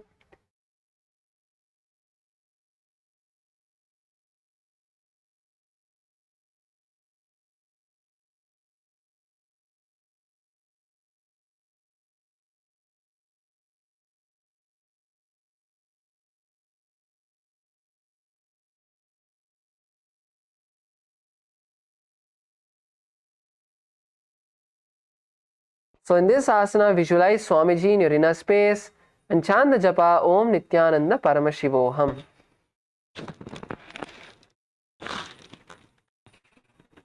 ऊरुमध्यात्स्थो निवेश्यानितम्बं धृत्वा पादतलाभ्यां भूमिं वष्टभ्य तिष्ठेत् काञ्चासनं भवति. Yes. Relax. Now we move into Bhairu asana. So in Bhairu asana, we are going to be in the same position, in the same seated position.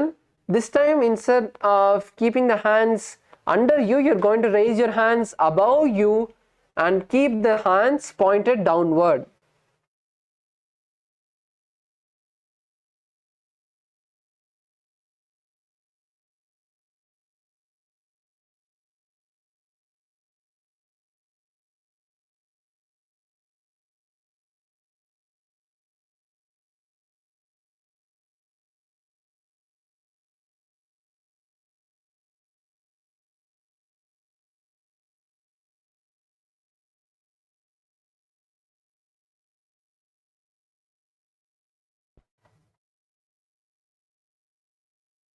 So this is Varahasana. Keep your legs together, raise your hands above the head and keep the hands pointed downward. This is Varahasana. Let's all perform Varahasana. Come on. So in this asana, visualize Lord Varaha, the boar avatar of Lord Vishnu. Visualize Varaha, the boar avatar of Vishnu, and chant the japa Om Nithyananda Paramashivoham. पागथली की माहिली कोरमिलाई फना पानी उगड़ बैसे. Yes. Now we are going to perform Bairu asana. So now in Bairu asana, once again bring your hands underneath the buttocks and interlace them.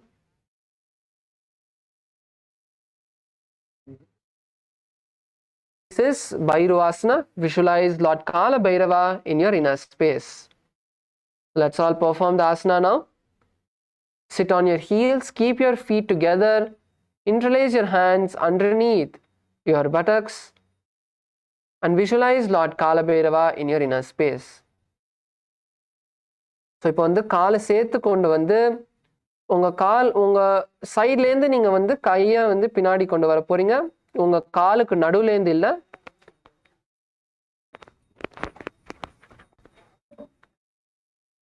Continue to chant the japa Om Nithyananda Paramashivoham. दो पगा की थल्या की माहिली core मिलागी फना पानी उकड़मड़ वैसे. Now we move into the next asana, Pripit. So let's all stand up. So இப்போ அடுத்தது நம்ம Pripit asana பண்ண போறோம். So let's all stand up and now slowly bend yourself down and now you're going to hold on to your toes. And now bend your knees and bring the hips equal to the knees. So this is Pripittasana. இப்போ Pripittasanaல வந்து நீங்க நின்னுட்டு உங்க காலை வந்து பிடிச்சுக்கோங்க. உங்க முட்டியை மடக்கிக்கலாம். மடக்கிட்டு உங்க நல்லா முன்னாடி மடக்கி உங்க இடுப்பு வந்து உங்க முட்டி லெவலுக்கு நேரா வரணும். ஸோ இடுப்பும் முட்டி ஒரு லைன்ல இருக்கணும். That is Pripittasana. So let's all try. Hold on to your legs, go as low as possible and stay there for a moment. So come on, let's all go down. Let's all perform the asana together. So stand up, raise up, bend yourself forward. So நம்ம எல்லாரும் இந்த ஆசனா சேர்ந்து பண்ணலாம். Stand up, bend forward, hold on to your toes and now bend your knees. இப்போ வந்து நின்னுட்டு காலை பிடிச்சிட்டு உங்க முட்டியை மடக்கிக்கோங்க. Stay here, visualize Swamiji in your inner space and chant the japa Om Nithyananda Paramashivoham. Come on, let's stay. पार्श्वध्वज सम्मील्य स्थित्वा नितम्बं जानुप्रदेश आनीय तिष्ठेत् प्रपीठासनं भवति. Yes, relax. So now we move into the next asana, which is Bakasana. So இப்போ அடுத்தது நம்ம வந்து Bakasana பண்ண போறோம். So இப்போ Bakasanaல வந்து you're going to sit on your knees. So you're going to come to a squatting position. So come to a squatting position and keep your hands in front of you. So கால் மடக்கிட்டு உட்காந்துக்கோங்க. இப்போ வந்து கை உங்களுக்கு முன்னாடி கொண்டு வாங்க. Now bring your knees to the back of your hands. So இப்போ நீங்க வந்து உங்க கைக்கு பின்னாடி பக்கம் நீங்க வந்து உங்க முட்டியை உங்க கையோட பின்னாடி பக்கத்துக்கு கொண்டு வர போறீங்க. And now slowly lean forward, raising the legs off the ground. So this is Bakasana. Visualize a crow in your inner space. So இதான் Bakasana. உங்க காலை வந்து மேலே தூக்கிக்கோங்க. So now let me give you an easier variation of this asana. So continue to keep your legs in a squatting position. Continue to sit in a squatting position. Bring your hands inside of your knees. So அதே squatting பொசிஷனில் உட்காந்துக்கோங்க. உங்க கை வந்து உங்க காலுக்கு நடுவில் கொண்டு வாங்க. Now keeping your knees by the side of your hands.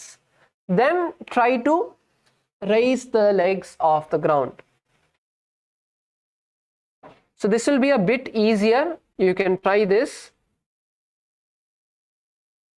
ஸ்வேதாமா நீங்க வந்து ஃபர்ஸ்ட் காமிச்ச வேரியேஷன் பண்ணுங்கம்மா. இதெல்லாம் உங்களுக்கு ரொம்ப ஈஸியா இருக்கும்.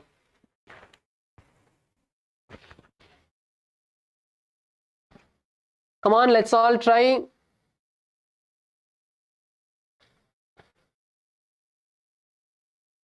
Yes, Ma ZE, that's good. Harshaya, that's good. Harshaya, you can try the first variation. Try to keep your knees behind your hands and try to perform the asana.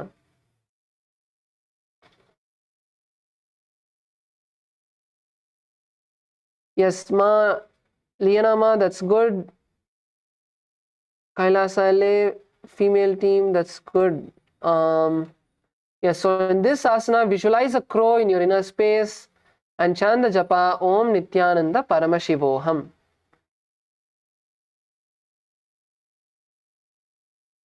हस्ताभ्याम् अवनिमवष्टभ्याजानुद्वयं नाभौ सम्मील्य जङ्घा ऊरूनि संस्थाप्य तिष्ठेत् बकासनं भवति. Yes. Now relax. Now we are going to be performing Shushtanga Kapali Asana. So இப்போ அடுத்தது நம்ம வந்து Shushtanga Kapali Asana பண்ண போறோம். So now we can partner up for this asana as it's going to be an inverted asana, and any participants with actually Ma Govinda Priya, you can maybe skip this asana, you can just support the other participants. So we are going to be performing an inverted asana. So now let's all get into the position first. So in Kapali, Shushtanga Kapali Asana, keep your hands on the ground, keep your palms nicely firmly placed on the ground. இப்போ Shushtanga Kapali Asana வந்து உங்க கையை நல்லா தரையில நல்லா கெட்டியா வச்சுக்கோங்க. And now place your head, the crown of your head on the ground, not your forehead, the head on your ground. And now bring your legs onto the hands and slowly raise the legs up. So now once you have raised your legs up, you can cross your legs into Padmasana. Cross your legs into Padmasana and stay here. This is Shushtanga Kapali Asana. So so let's all partner up and perform the asana. Come on, Kailasa LA male team, partner up. Kailasa Malaysia female team, come on, try. Kailasa Malaysia male side, yeah, you can use the support of the wall. So you don't, there's only you are there, so you can use the support of the wall to perform. So you can bring your mat close to the wall and lean onto the wall and try. Come on, Harshaya, try.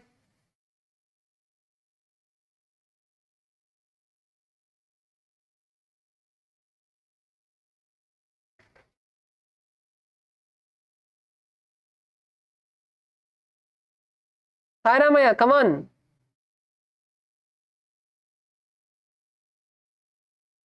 Punithanaya, Sairamaya, come on. Romanaya, you can also try. You're not doing okay. That's fine. It's fine. You can support Sairamaya then. You can support him. So as he does.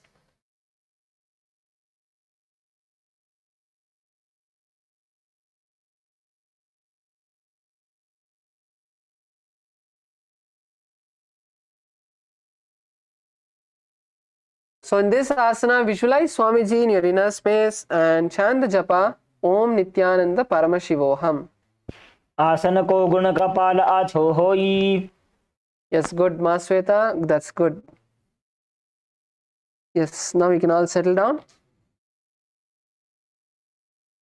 And now we are going to be coming into the next asana, which is Guptasana. So now in Guptasana, sit on your heels with your toes flat. Sit on your heels with your toes flat. பார்த்தது நம்ம குப்தாசனா பண்ண போறோம். குப்தாசனால வந்து உங்க கால் மேல உட்காந்துக்கோங்க. காலை வந்து ஃப்ளாட்டா வச்சுக்கோங்க. Sit here and visualize that you're sitting with Paramashiva.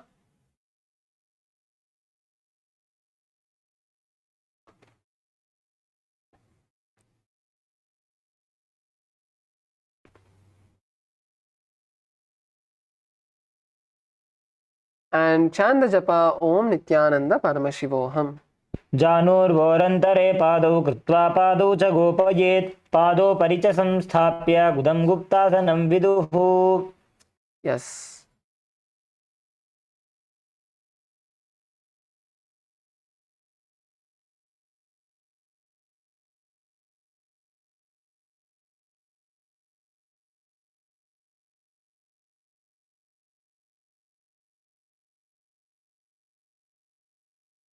Yes. So now we are going to be moving into the next asana, which is Vrikshasana. So all of us can try Vrikshasana 2. So Vrikshasana 2 is basically handstand. So you're going to stand on your hands. So you can also use the support of the wall to perform this asana. So now come onto your hands and legs. Now you're going to kick your legs up as high as you can and try to stay there. So this is Vrikshasana.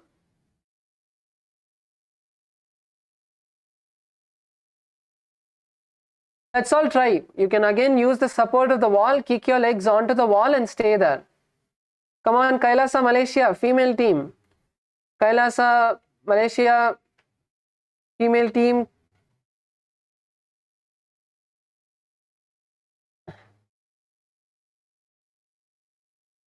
Punithanaya, you can help Sairamaya to do, and then after that you guys can switch partners after that. So come, yes, you can lift his leg and he can stand there as long as he can, and then when he can't, you can relax. Come on, Harsha, yeah, you can use the support of the wall.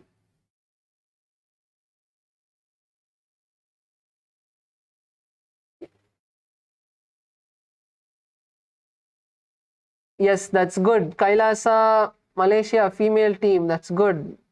You guys are doing well. Svetama, that's good. So in this asana, visualize a tree in your inner space. Visualize that you have become a tree. Your hands are the roots and you're a stable tree. And chant the japa Om Nithyananda Paramashivoham.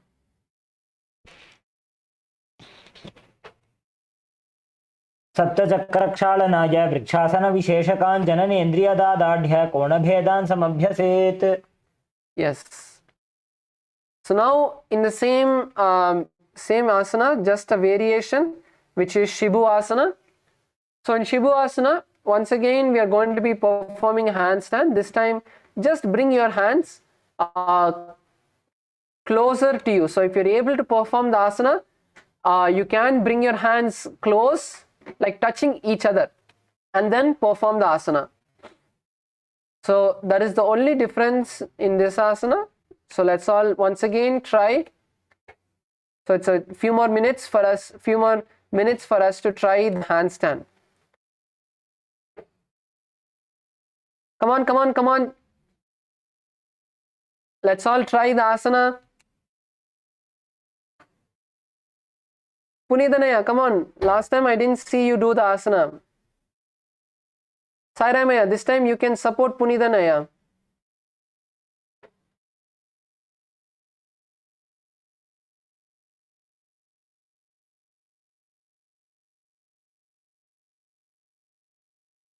Yes, Ma ZE, that's good. Great, you raised up, that's good. That's good. So in this asana, visualize Swamiji in your inner space and chant the japa Om Nithyananda Paramashivoham.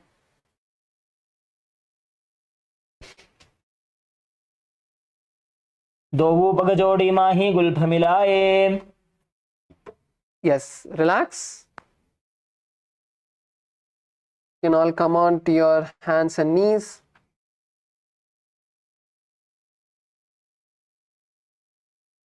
Come on to your hands and knees as we are now going to be moving into the next asana, which is Matsyasana.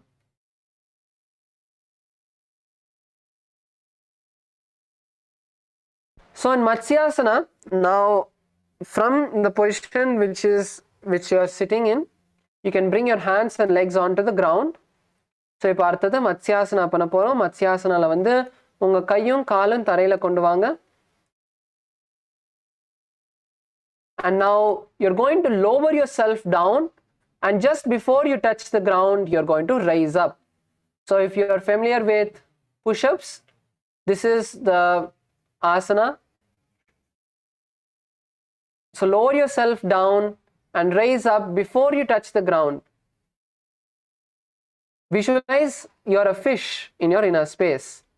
So if this is hard for you, you can place your knees on the ground, keep your legs and knees on the ground, and lower yourself down and rise up.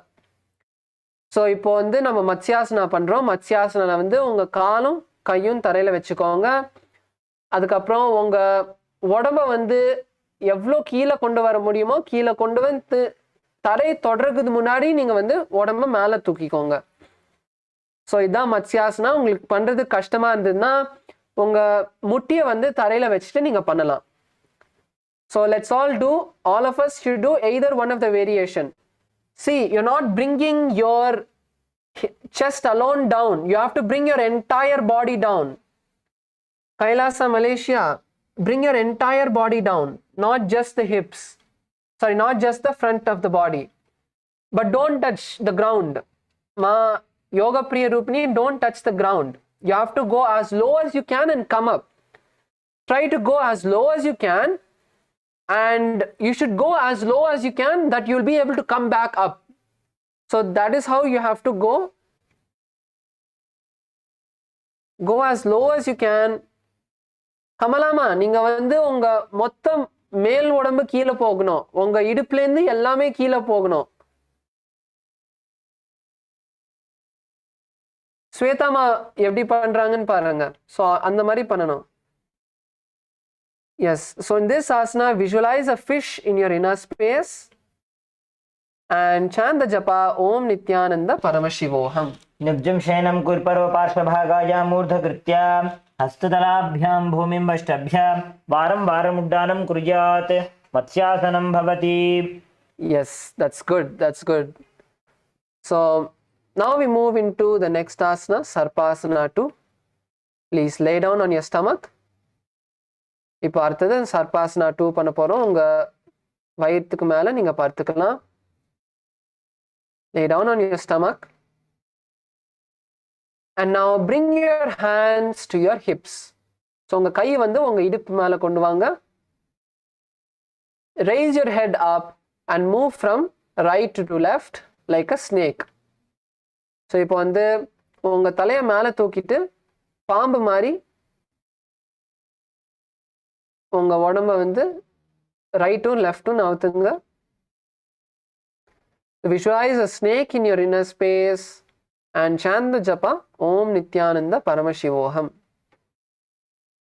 निब्जं शयनं कृत्वा हस्तौ नितम्बं संस्थाप्य पादौ दीर्घीकृत्य सम्मीलयन् उरसगन्तव्यं सर्पासनं भवति. Yes, relax. Now we move into Niralambanasana. So now Niralambanasana is where you're going to keep your elbows on the ground. So raise your upper back and keep your elbows on the ground. இப்போ Niralambanasanaல வந்து உங்க உடம்ப தூக்கி உங்க முட்டியை வச்சுக்கோங்க. And now place your hands on your face. Rest your chin on your palms and keep your fingers on your face like a lotus. Keep your fingers on the face. So இப்போ வந்து உங்க முழங்கால் தரையில வச்சு உங்க கையை வந்து உங்க தலையை வந்து உங்க கைக்கு மேல வச்சுக்கோங்க. உங்க விரல் வந்து உங்க மூஞ்சி மேல உங்க மூஞ்சியோட கன்னத்துல வச்சுக்கோங்க. Visualize you are completely self-sustained and supporting yourself in every aspect of your life.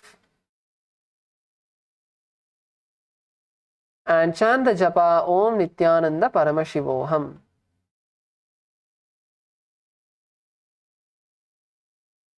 कराभ्यां पङ्कजं कृत्वा तिष्ठेत्कूर्परया सुधीः मुखमुन्नमनुच्चायी निरालम्बनमासनम्.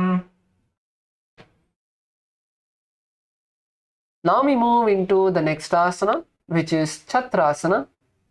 So இப்போ அடுத்தது வந்து நம்ம Chatrasana பண்ண போறோம். So now in Chatrasana, bring your hands to your side and lift your upper body off the ground. So இப்போ Chatrasana வந்து உங்க கையை நல்லா தலையில வச்சுட்டு உங்க மொத்த மேல் உடம்பு தூக்குங்க. Now bend the knees and try to touch your head to the feet. So lift your upper body, bend your back and try to touch your head to your feet. So let's all try as much as we can. Yes, Romanaya, that's good. Come on, Sairamaya, lift yourself. Punidanaya, lift yourself. Try to touch your head to the feet. Manyana Yogini, that's good. You're almost there.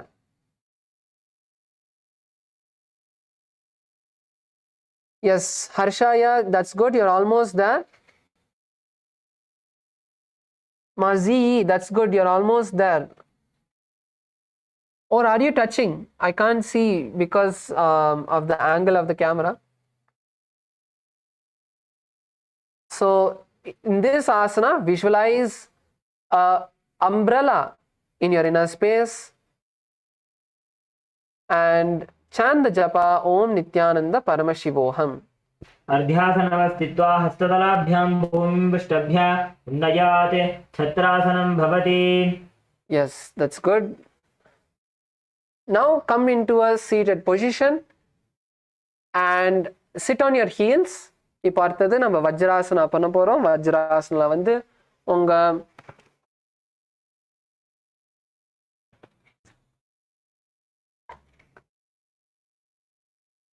in Vajrasana, come onto your heels and stretch your hands forward and bring your forehead to the ground.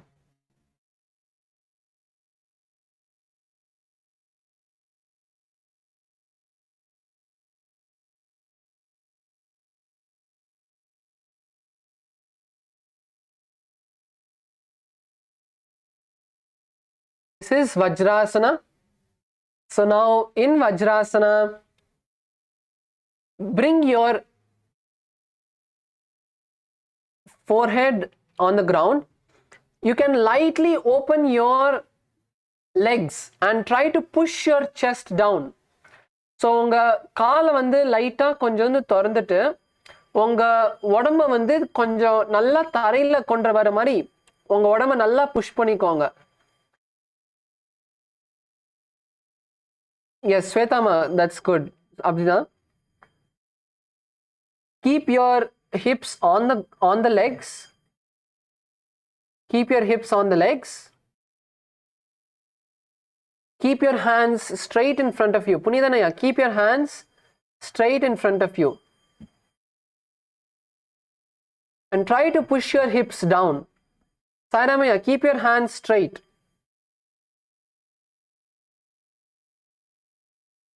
Yes, pull yourself forward, nicely stretching the back.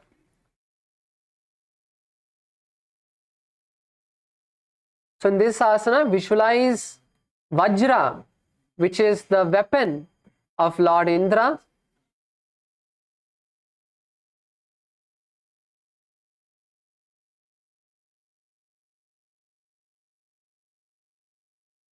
Visualize the weapon of Lord Indra, which is the Vajra, the lightning, and chant the japa Om Nithyananda Paramashivoham.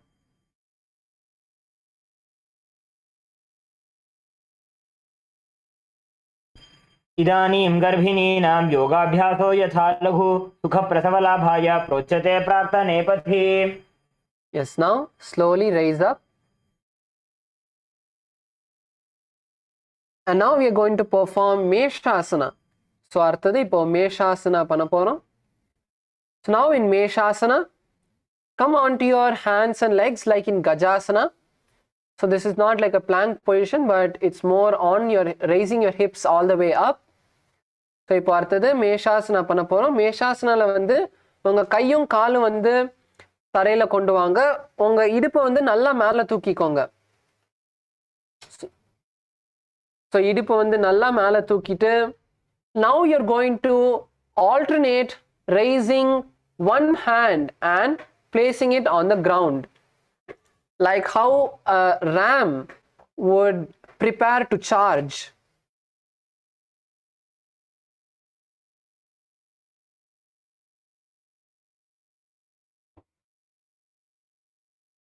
Visualize a ram in your inner space and chant the japa Om Nithyananda Paramashivoham.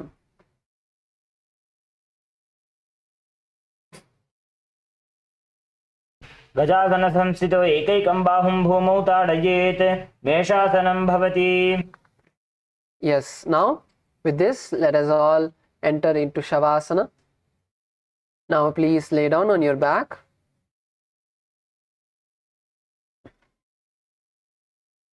இப்போ நம்ம Shavasana பண்ணலாம். எல்லாரும் முதுகு மேல படுத்துக்கலாம். Stretch your legs and keep your hands by your side. Adjust your shoulders, your legs, your back. Make sure all of them are nice and comfortable and relax yourself.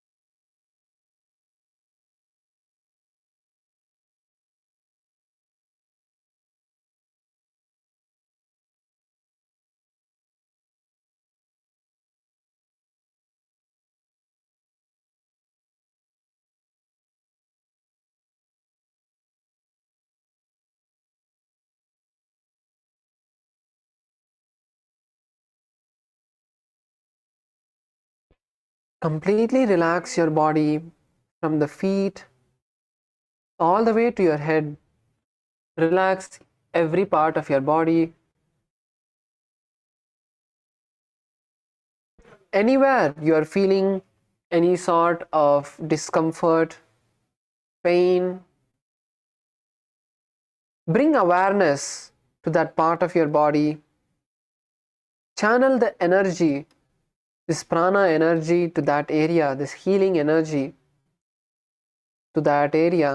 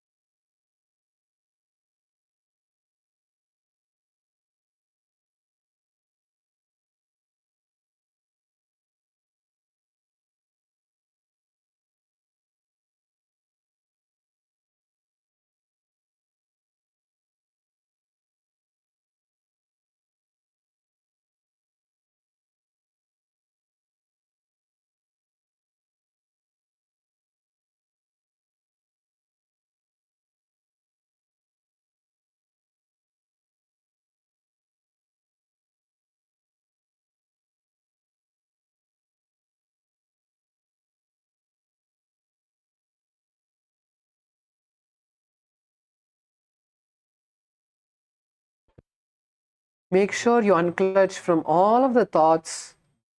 Do not drift away into any sort of visualization. Keep unclutching. Just visualize only Swamiji in your inner space. Any thought that comes, drop it at Swamiji's feet. Consciously inside you, keep dropping the thoughts. Do not engage with any visualization.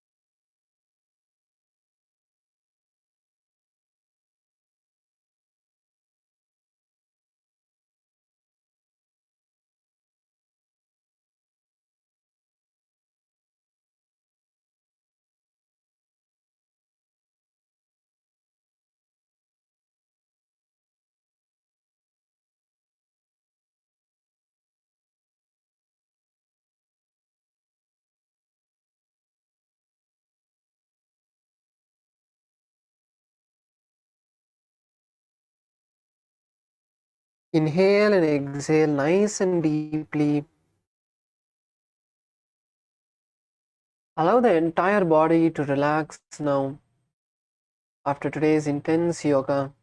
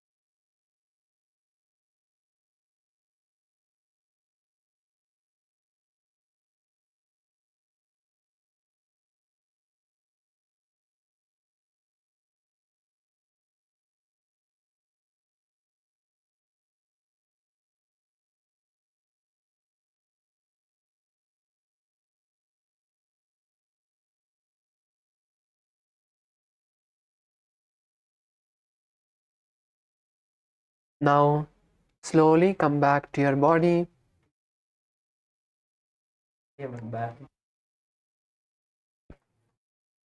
Move your hands and your legs. Slowly bend your knees and bring your legs to your chest. Wrap your legs and rock from side to side.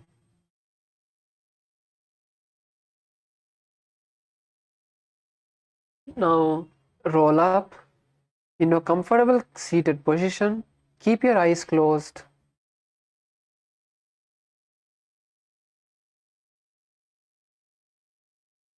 Just take a moment. Let's take a moment to offer our gratitude to Swamiji for everything that he has done in our life.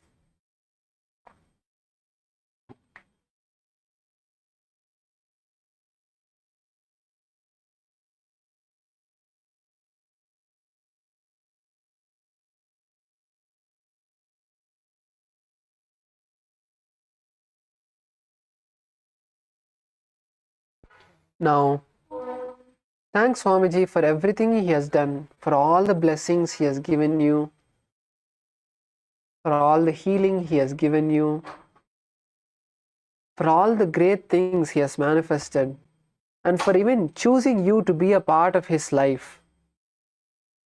Offer your gratitude and thanks Swamiji, and let's chant the Purna Mantra. Om Purnamadav Purnamidam Purnat Purnamudachyate Purnasya Purnamadaya Purnamevavashishyate. Om Shanti Shanti Shanti Harihi Om Tat Sat Sarvam Bhagavat Shri Nithyananda Paramashiva Padukarpanamastu. Om Nithyanandam. Thank you all and hope all of you enjoyed today's Nithyananda Yoga and had a great time. So let us now prepare ourselves for the next session. All of you can get ready to move on to the next session. The next session's timings will be announced by the local volunteers and coordinators.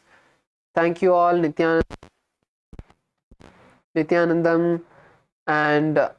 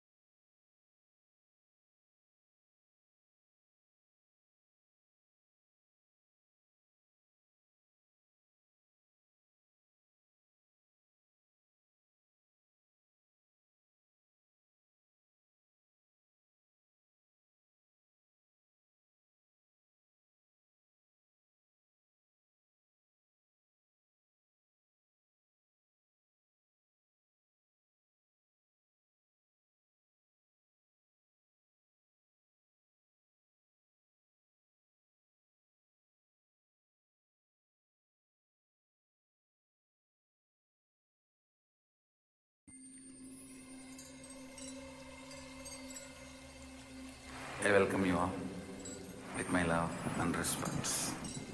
Let you all open all your three eyes. Om Nithyananda Paramashivoham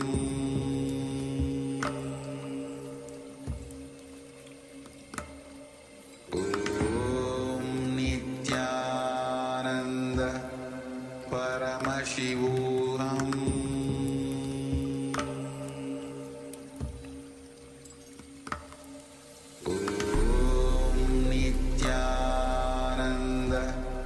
Paramashivoham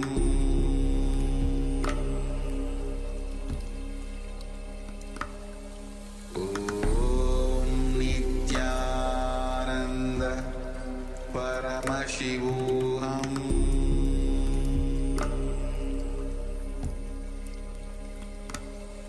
Om Nithyananda Paramashivoham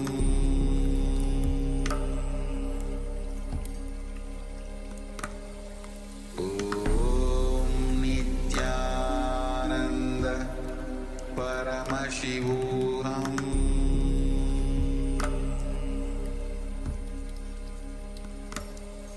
Om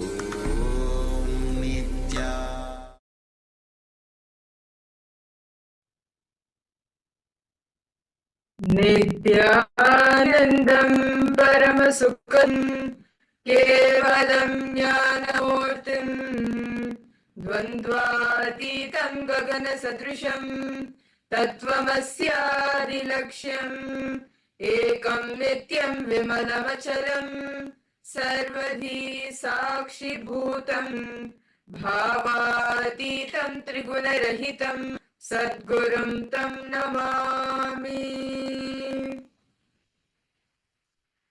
Nithyanandam, we welcome each and every single participant and all the viewers who's joining us live today for the Paramashivoham program. Today, all of us are going into a very exciting yet a mysterious subject. All of us are willing to know for the answer. What is death? Today, all of us will be learning the mysteries of death and how you can demystify and also go beyond death. Today, we'll be learning about death, the fear of death, what is it, and how you can go beyond it. And we have just completed the Nithyananda Yoga, the Vinyasa Krama. And with that, right now, our body is in that space where any truths, anything that we do directly enter into our memory, our muscle memory. In that space, we will now be doing the power manifestation. We will be entering into the power manifestation. So let us all start our day with the third thing. I request all the parents to take a moment and bring your eye bands or a cloth to tie your eyes. Nithyanandam ma Agora Rupini ma Sharmain. Yes, ma Agora Rupini ma Nithyanandam. Welcome for the program. Ma Kaili Wong, ma Siahu. Nithyanandam to each and every single one of you. Welcome all of you for today's program. Yes.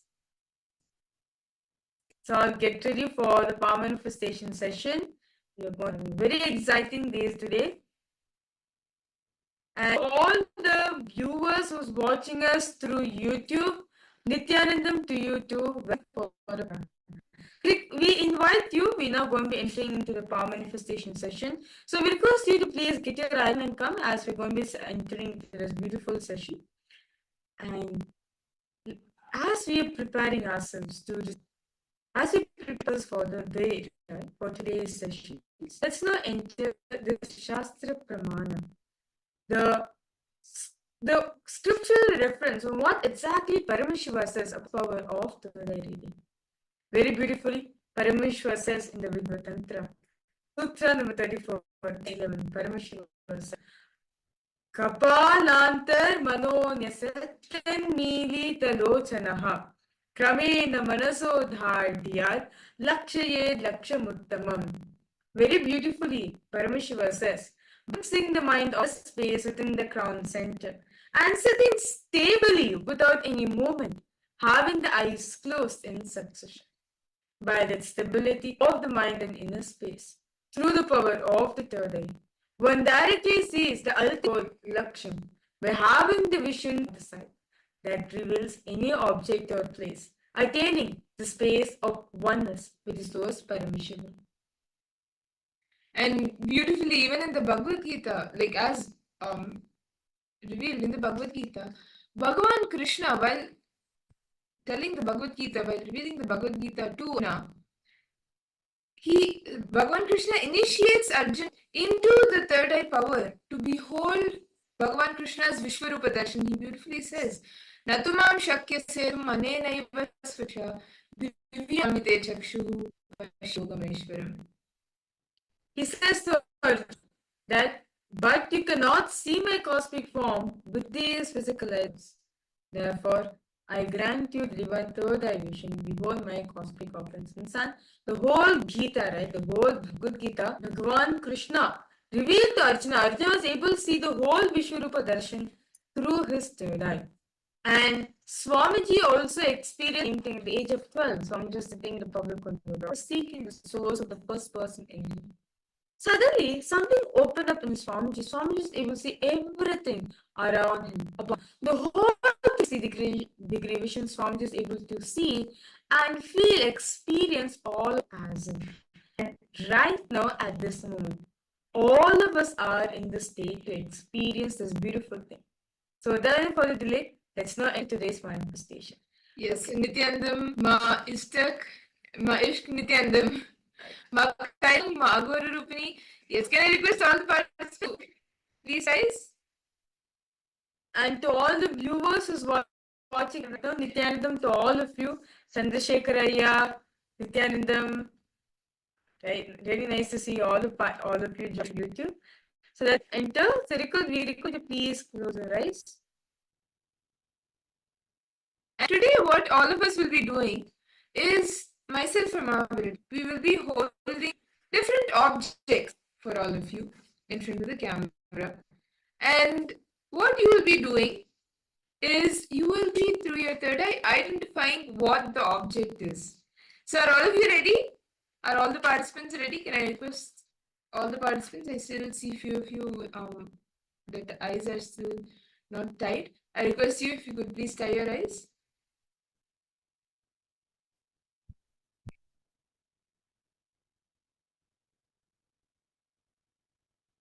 So, okay, Ma Ishtak, Ma Agora Rupini, you can tie your eyes.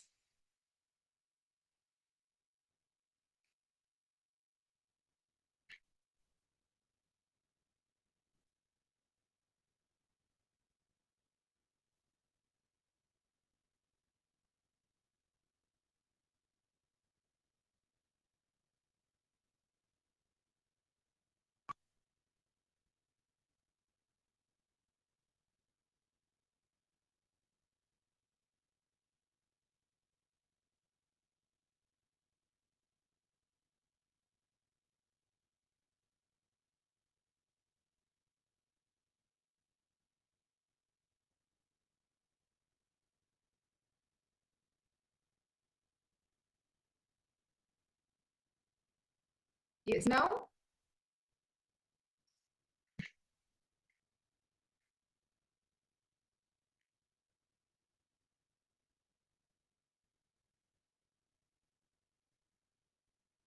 we will be showing objects, and we'll be showing objects for all of you in mirror. And through the third eye, I ask each of you, connect to Swamiji intensely.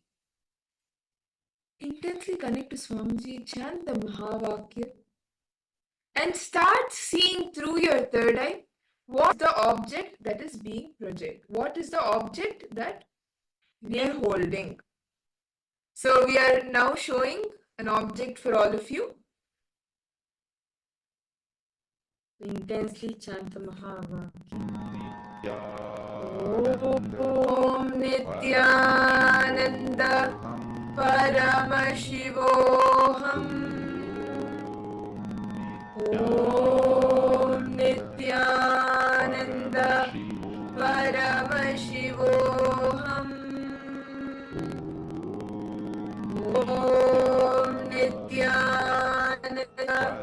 Paramashivoham.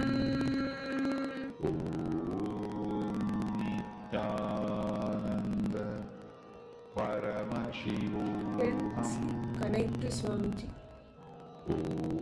Just be in that space.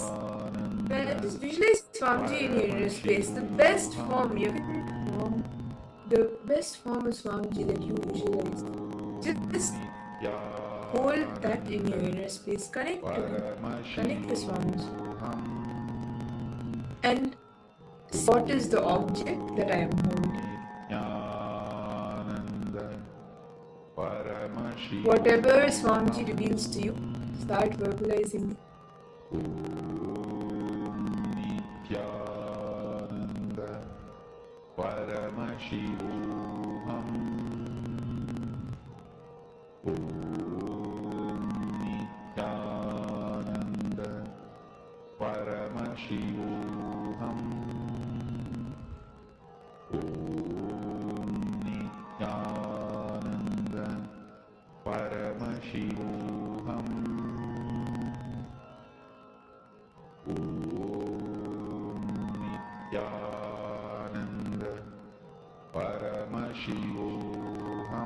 Intensely chant the Mahavakya.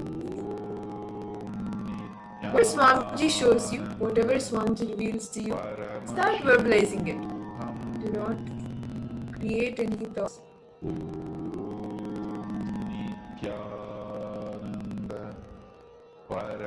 Do not sustain any thoughts. Do not try any thoughts.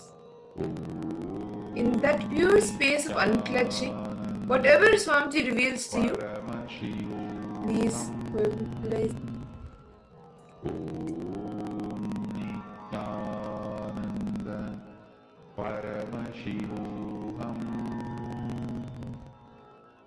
Yes. I request all the participants to now relax. And all of you can detail out in the chat, were all of you able to see? What was the object that all of you would see?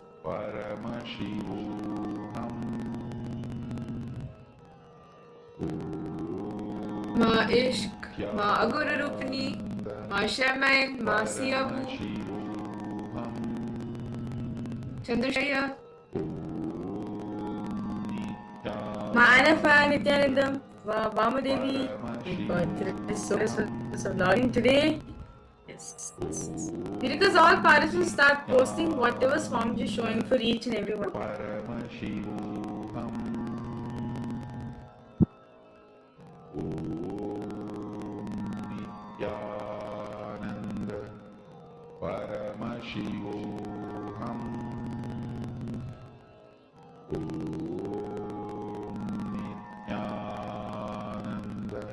Masyahu, what did Swamiji show you? Maguru Plastic.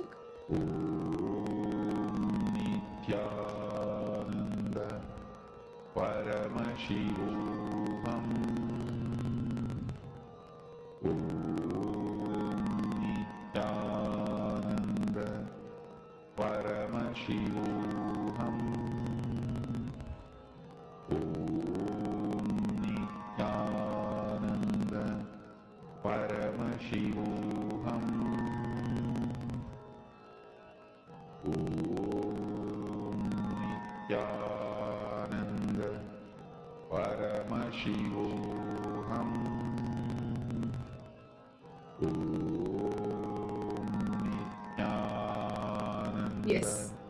So let's all verify the answers now. Okay, Mr. Q said Swamiji in Padmasana, present, hairband, ear, headphones, hand. Okay.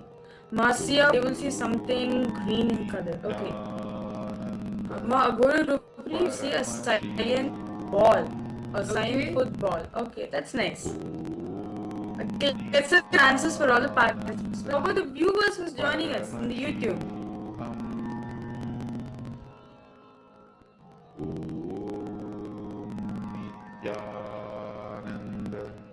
Chandrasekharaya and even Yes. Chandrasekharaya, what did you see, Aya? So that's all verified answer. The object that I was showing for all of you is a lamp. You can see it is a metal lamp. So this was the object that I was showing, and it's actually quite interesting. Like Masiavu, you saw green, and even Agaru, you saw sign football, and I see someone has posted something. Ish posted eyelashes, closing eye, and light coming out. Wow! And yes, actually, even your the previous was shared. I think all of you didn't see this. All of you see the objects, other objects around. I was seeing the Deepa, the lamp in front of the camera, but you are seeing the different things around. Like Masiavu, you saw green, and right here there is a green. We have like a green book. Swamiji's book saying bliss bites, and even Ma Agura Rupini, you put it like a football kind of thing. It's not a football, but it's like a white thread. So that's there. Okay, Ma Ish, you got it right, Ma. It's a lamp. Wow. Wow. And Masiavu, you're seeing the colors around the objects. So that's actually there are quite a few things. So that's great. Please watch the way that Swami manifests and just celebrate it.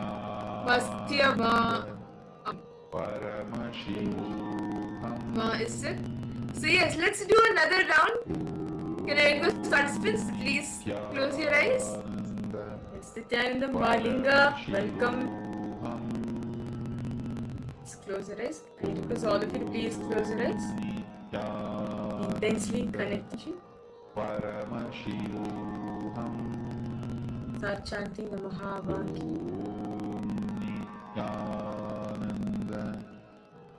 Om Nithyananda Paramashivoham. Om Nithyananda Paramashivoham. Om Nithyananda Paramashivoham.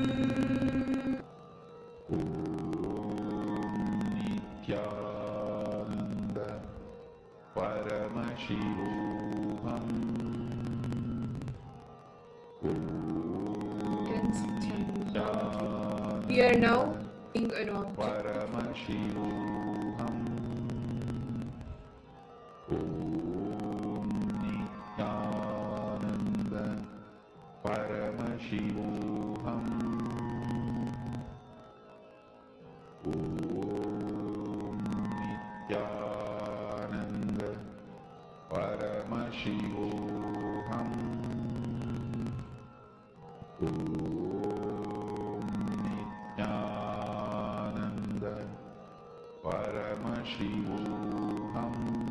Whatever is obvious to you, start raising.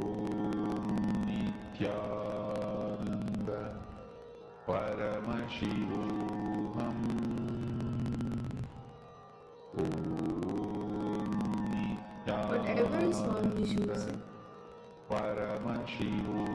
Don't filter out anything. As it is, you are blessing.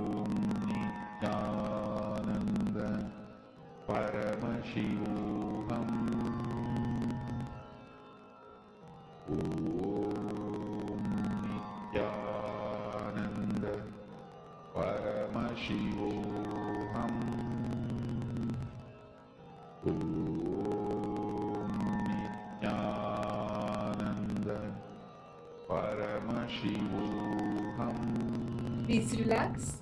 Request all the participants to please pose. What did each of you see?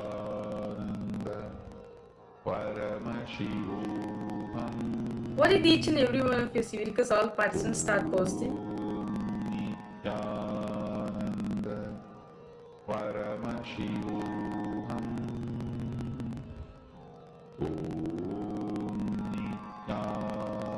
Myself, Magarupini, Masiavu, Tikaradia.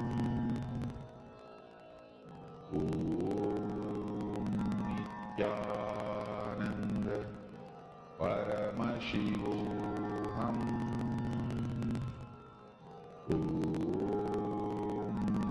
Nithyananda Yes, Magarupini rice.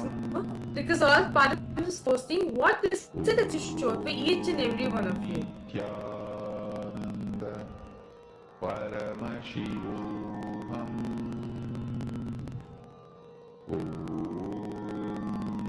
Nithyananda Paramashivoham Okay. Word of window with light. Yellow and red.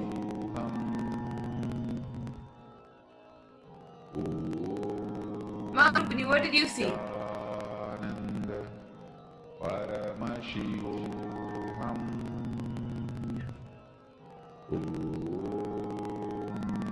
Nithyananda Paramashivoham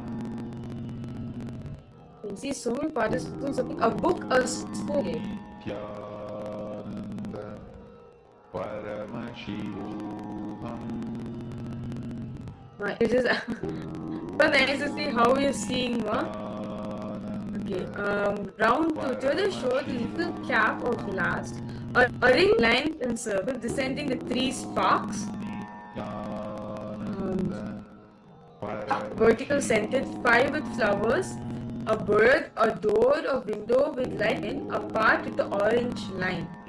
Okay.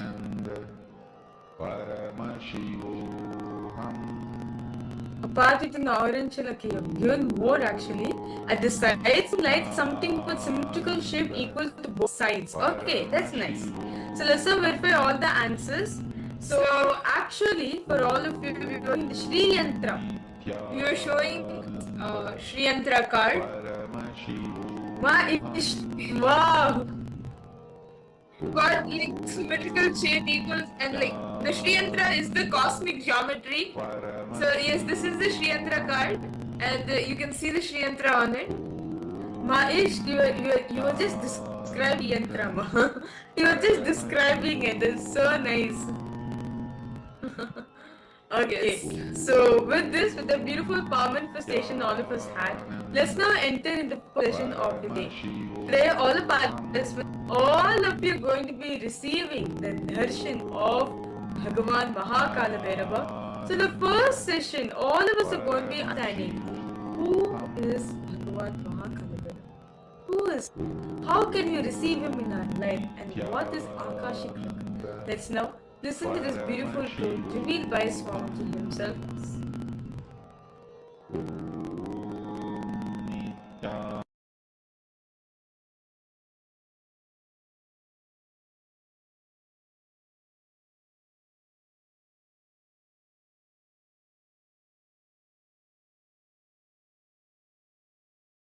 Mahadeva assumed the form of Kalabhairava and removed the false identity of Brahma and gave Shivoham experience to Brahma. Each of Mahadeva's action is considered as one incarnation. When he came out and destroyed Daksha and his Yajna, that action is Virabhadra. When he came out and destroyed the arrogance of Brahma and gave him Shivoham experience, that action is Kalabhairava. See, at one point, constantly creating, Brahma forgot he is doing it because of the blessings of Mahadeva, with the energy of Mahadeva. See, the Brahma's Kamandalu, which is the sacred water, out of which he creates whatever he wants. That water is the Abhisheka Tirtha of Mahadeva. The water washed the Mahadeva's body. That is why in all Shiva temples, where the sacred water, the sacred sacred bath water, what do you call, Abhisheka Tirtham, where it flows out, there Brahma will be standing with his kamandalu to constantly refill his kamandalu. Go to any Shiva temple, you will see where the sacred water flows from the Garbha Mandir, the Abhishekam water flows, there Brahma will be standing with his kamandalu, because that is where he refills and creates the whole cosmos. Unfortunately, by constantly creating, he forgot from where he is refilling his kamandalu. He was also given the 5 head by Mahadeva, but suddenly he became a little egoistic and arrogant and started thinking that see, the Shivoham has to happen from inside out. It should become experience and then start coming out. And this guy, out of his hypocrisy and arrogance, started declaring, I am everything. So now Mahadeva has to make him understand and give him that real Shivoham experience. So he just wakes up from his samadhi. Kalabhairava comes out. The Lord of Time comes out and just cuts that 5th head, which has become a little arrogant. The moment the 5th head is gone, Brahma realizes he is also bound by time. And he realizes that it is hypocrisy that made him feel he is the superior. The moment he surrenders, Mahadeva again gives him the Shivoham experience and gives him the place back in his temple and says, you can start refilling your kamandalu from now on and continue the creation. And he gives a permanent place in all temples of Mahadeva, where the Abhishekam water, the holy water, the sacred bath water goes. In that place, it's called Gomukam. In that Gomukam, always the Brahma will be there to fulfill his kamandalu and do the creation. But you should not think Kalabhairava is somebody else separately born. No. It is Mahadeva's action is considered with the identity of Kalabhairava. It is Mahadeva himself is Mahakala and Kalabhairava. Kalabhairava is one of the most powerful expression of Mahadeva. Most powerful expression of Mahadeva.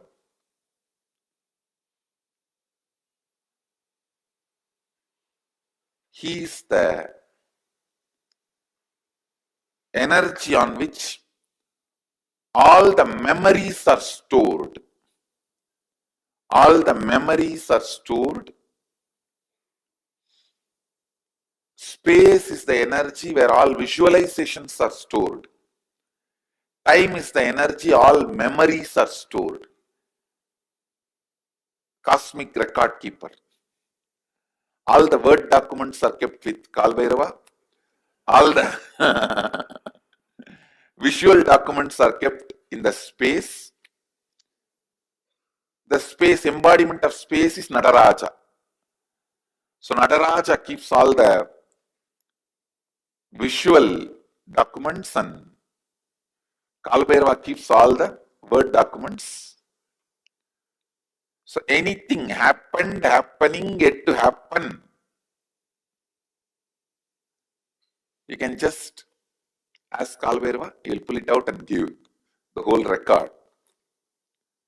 And moreover, most powerful expression, easily accessible. The moment you call, he will be there. That's the beauty of Kalbhairava.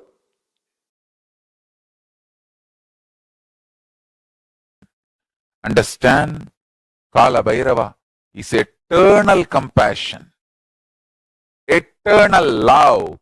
Whenever you express love, even in simple acts, like giving a smile, giving a sweet hug, without calculating, even simple act you do, the strength you feel is Kala Bhairava's strength. It is Kala Bhairava's strength. A lady devotee with a mentally little challenged child goes to Ramakrishna and asks, what wrong I did that I have got a child like this? Ramakrishna says, remember the child is God and take care, you will become enlightened. Because the simple act of giving love strengthens your Kala dimension, and if you remember, cognize to whom you are giving love is God, it becomes devotion. I tell you, every time you share love, every time you use love as the strategy for your existence, the joy oozes out in your being is the strength of Kala Bhairava. Strength of Kala Bhairava. Kala Bhairava is eternally loving, caring, blissful, ferocious, ecstatic, blissful, ferocious.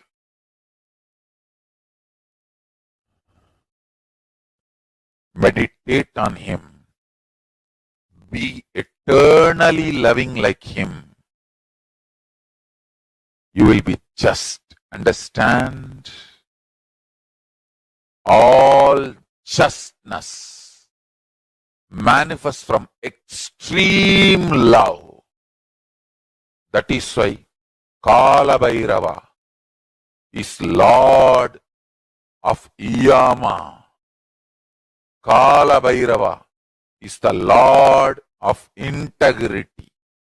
Kala Bhairava is Lord of justice. All justice is delivered cosmically only from the pure space of love. Maintain the intense space of love. Paramashiva will raise you to the space of being a justice, delivering justice to the world.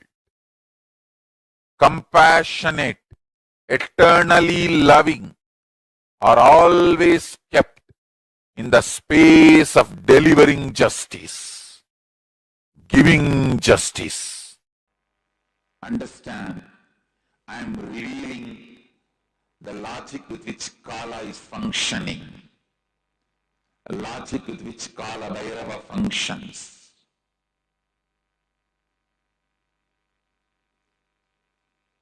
Out of completion, from powerfulness, every decision you make, every action you do, every thought you have is fulfilled. From the space of completion, when you operate, you are fulfilled, blessed, showered, and completion is possible. But more and more you struggle, saying, I am not able to complete. Because of your laziness to internalize your incompletions. Discover your incompletions. Discover your patterns. because of your arrogance.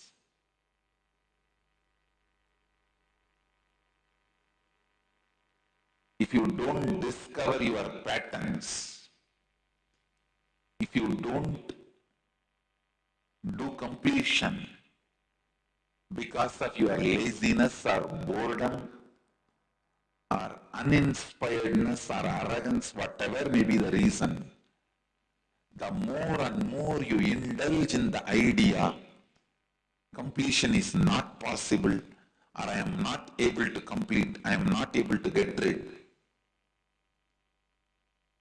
Kala destroys you. This is the logic of Kala. Go and tell Kalvairava, all the known incompletions I commit with you, I will complete.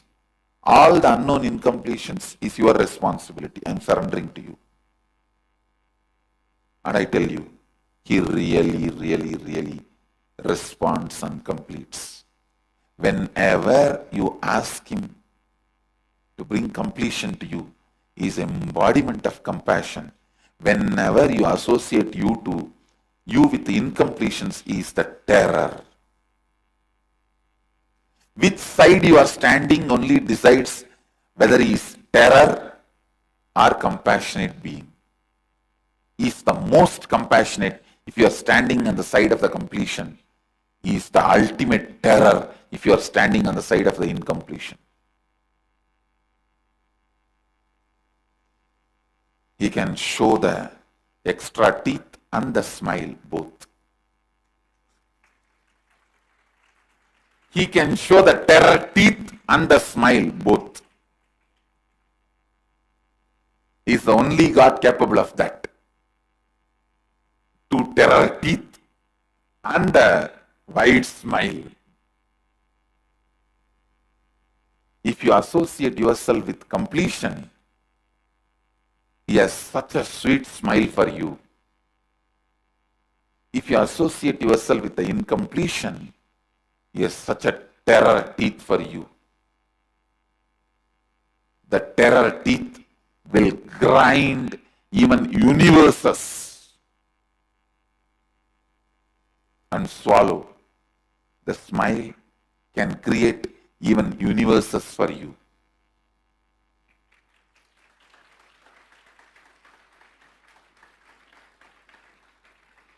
Always have this agreement with Kalbhairava.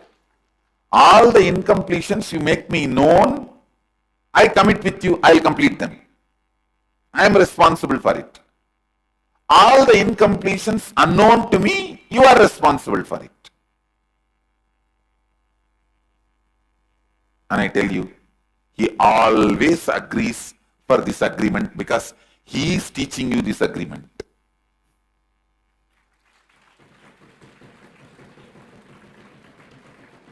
He always agrees for this agreement. All the incompletions known to me, I am responsible. I will complete them. I will drop them. I will complete and drop them. I will never allow them into my cognition. But there are many unknown to me. I cannot do anything about it. That you are responsible. I tell you, everyone who has spectacles or contact lens, today tell Kalbhairava, go and sit and talk to him. Or back to you. You don't even need to talk for him. You just go and talk to him. You will see. He will answer. You will simply listen the answer in his own voice. You don't need to say, how you do in the temples. Oh God, please save me. And then you talk for the God also. Oh my son, don't worry. I am here. I will protect you. For our Kalbhairava, you don't need to talk back. You just say, oh Mahadeva, please protect me. He will say, hey, what you are trying to act here?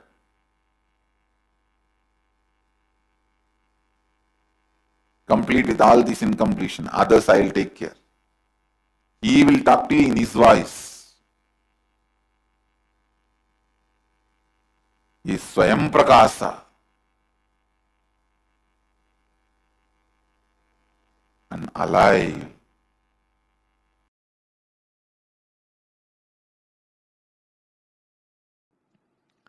First, nothing can be destroyed. Please understand, none of your actions, thoughts, plans, emotions, words, nothing can be destroyed. Everything is addition to existence.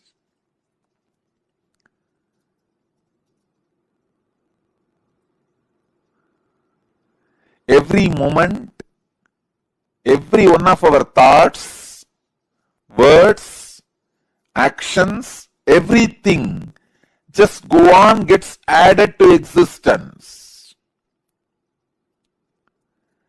10,000 years ago, what rishis were doing on the banks of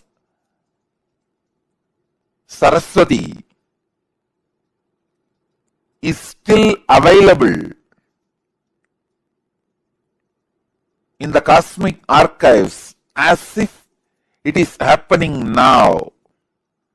Please understand, 60,000 years before, what human beings were doing in the Ganges civilization is available as if it is happening now with the 4D clarity, not just 3D, 4D clarity. Nothing can be destroyed in the world. Everything is stored.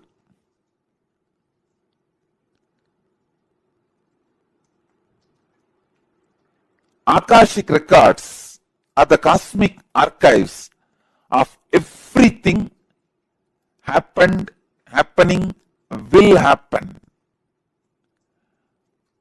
And one more important sacred secret you need to understand, time is not free as you think, past, present, future. It is a small mind which cannot see things as it is, which constantly needs to segregate.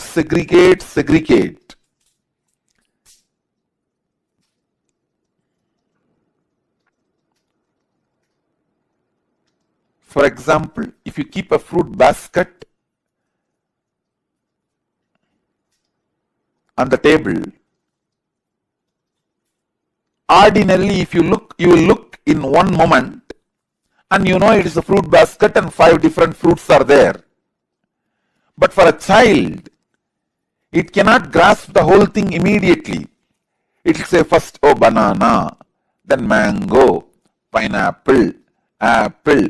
It can understand only one by one.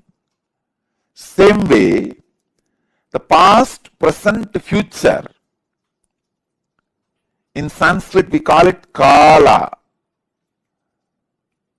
Only a ignorant mind which cannot grasp perceives as past, present, future, but in truth it is not 3 different things. An enlightened being sees kala as one entity, one experience, one reality. Continuously, wise men all over the world, again and again, in all religions, repeat this one truth. History repeats itself. Understand, the patterns are same. So it is not even repeating, it is rebeating. The whole life is certain rhythm with certain beats. That rhythm is continuously moving. Even the word repeating is not right word. Rebeating is right word. History is constantly rebeating itself.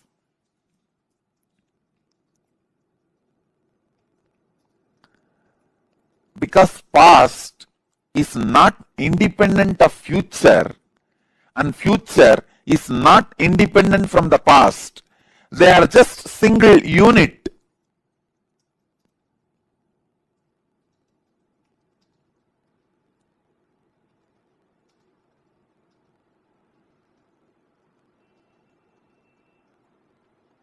Your innermost consciousness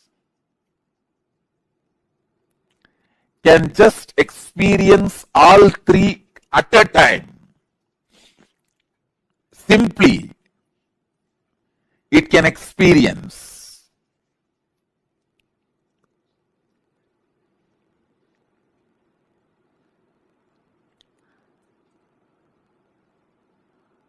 past, present, future. All these three are just the very integral part of your inner space. When your consciousness leans towards past, it is caught in greed. When it leans towards the future, it is caught in fear. When it is sitting with the present, it is inspired. Please understand, when it moves towards the future, it is caught in fear. That is why it jumps to greed. Fear is a wound, greed is a medicine. When greed is a wound, fear is a medicine. Fear heals greed, greed heals fear. Fear reduces greed, greed reduces fear. Greed reduces the fear and brings you back to the reality. And greed reduces the fear and brings you back to reality.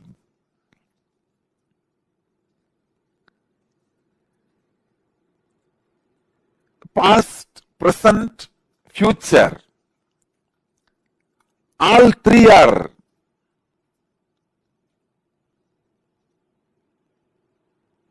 one entity, one existence, one unity.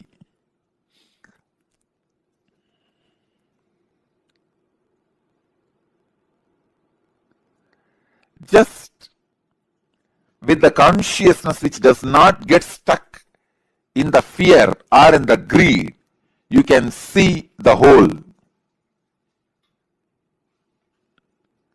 You can see the whole. Please understand. You can see.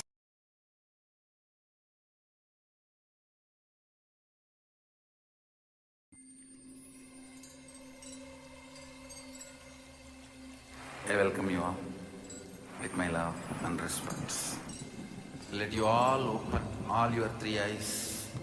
Om Nithyananda Paramashivoham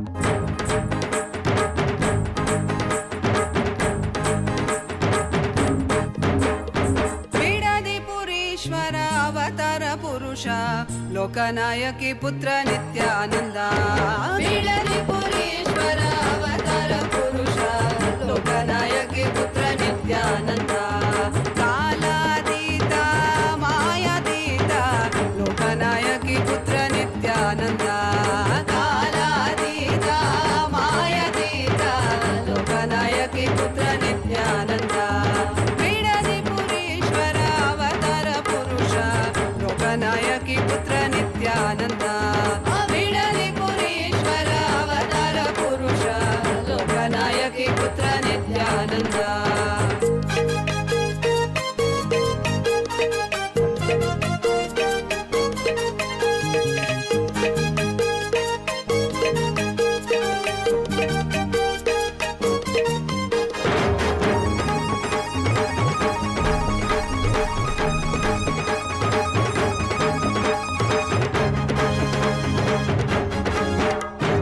कालातीत मायातीत लोकनायकी पुत्र नित्यानंद कालातीत मायातीत लोकनायकी पुत्र नित्यानंद अरुणगिरीश्वर आनंदेश्वर अरुणाचलेश्वर नित्यानंद अरुणगिरीश्वर आनंदेश्वर अरुणाचलेश्वर नित्यानंद बिडली पुरीश्वर अवतार पुरुष लोकनायकी पुत्र नित्यानंद बिडली पुरीश्वर अवतार पुरुष लोकनायकी पुत्र नित्यानंद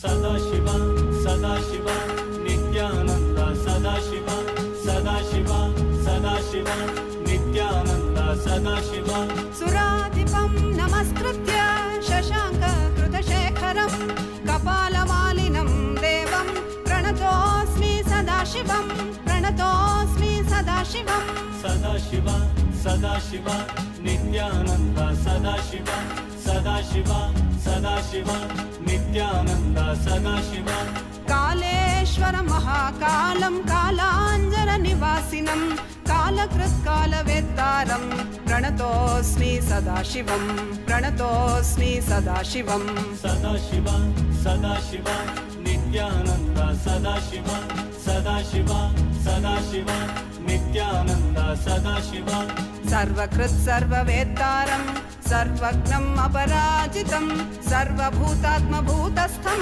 प्रणतोऽस्मि सदाशिवं प्रणतोऽस्मि सदाशिवं सदाशिव सदाशिव नित्यानंद सदाशिव सदाशिव सदाशिव नित्यानंद नित्यानन्दा सदाशिवा यो सृजत् सर्वभूतानि ब्रह्मान्द्याश्च सुरासुरान् तमहं लोककर्तारं प्रणतोऽस्मि सदाशिवं प्रणतोऽस्मि सदाशिवं सदाशिवा सदाशिवा नित्यानन्दा सदाशिवा सदाशिवा सदाशिवा नित्यानन्दा सदाशिवा वरं वरेण्यं वरदं वरिष्ठं वरवाहनं वनमालाधर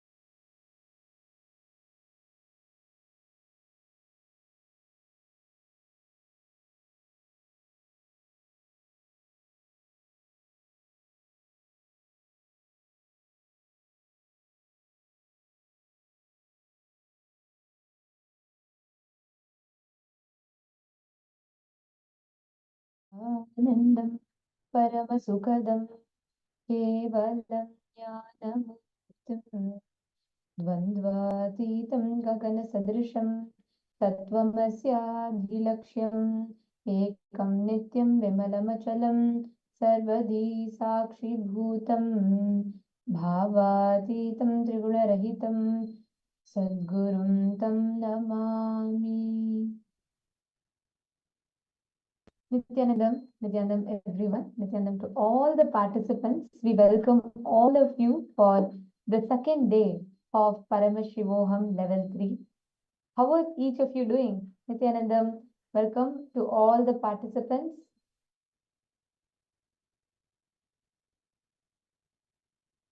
Each and every one of you that are here, thank you so much for joining with us here. And we welcome each and every one of you.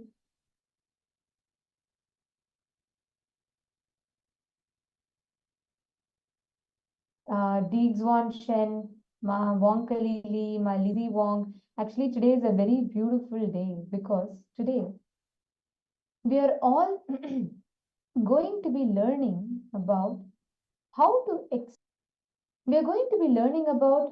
to manifest Devi Parashakti. We are going to be understanding the sacred secrets to manifest fulfillment in relationships, in all relationships in your life.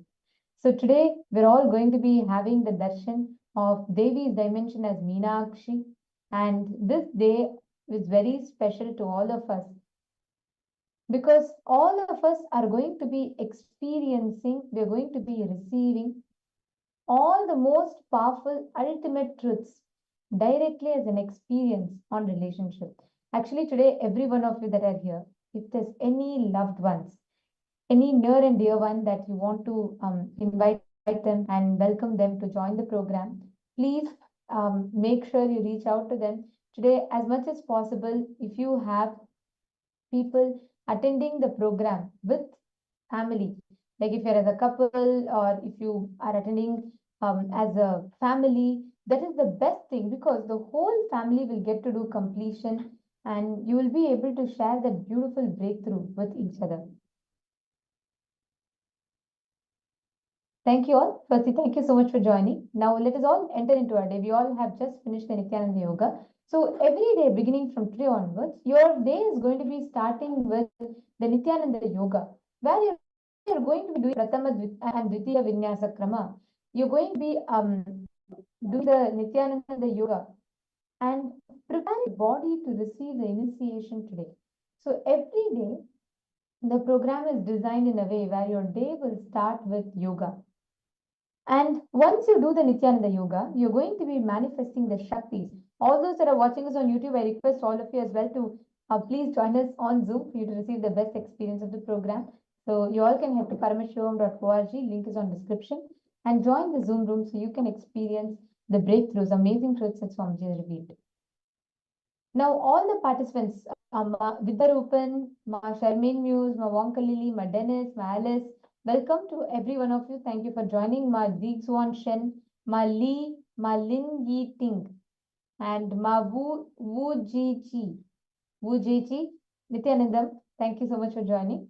Now, we're going to be beginning to manifest powers by starting with third eye, where you're going to be connecting to Swamiji, manifesting the power of third eye. Are all of you understanding? And can I request all the participants, every one of you here, all the Chinese participants that are here, if you have any doubts, any questions you would like to know the answers for, please feel free to post it in the chat. Make sure that you're posting it. Do not hesitate. Do not think, oh, is it going to be too much? Absolutely not. So please make sure that you're posting any doubts, any questions that you have posted on the chat, and we'll be more than happy to answer your questions. Now, we're going to be manifesting the power of third, and I'm going to request each of you to blindfold yourself completely. And what we're going to do now is, I'm going to be projecting some words to all of you. You're going to scan and identify what exactly are the words that I'm projecting. It could be anything, any word it will be. And I'm going to request each of you to scan and identify precisely what is the exact word that I'm projecting for all of you. Can I please request you all to blindfold yourselves completely?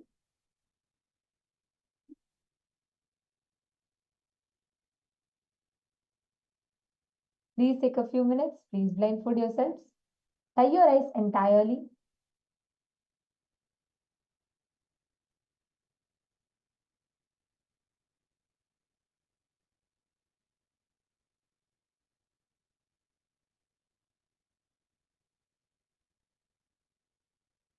Now, please blindfold yourselves. Please tie an eye band.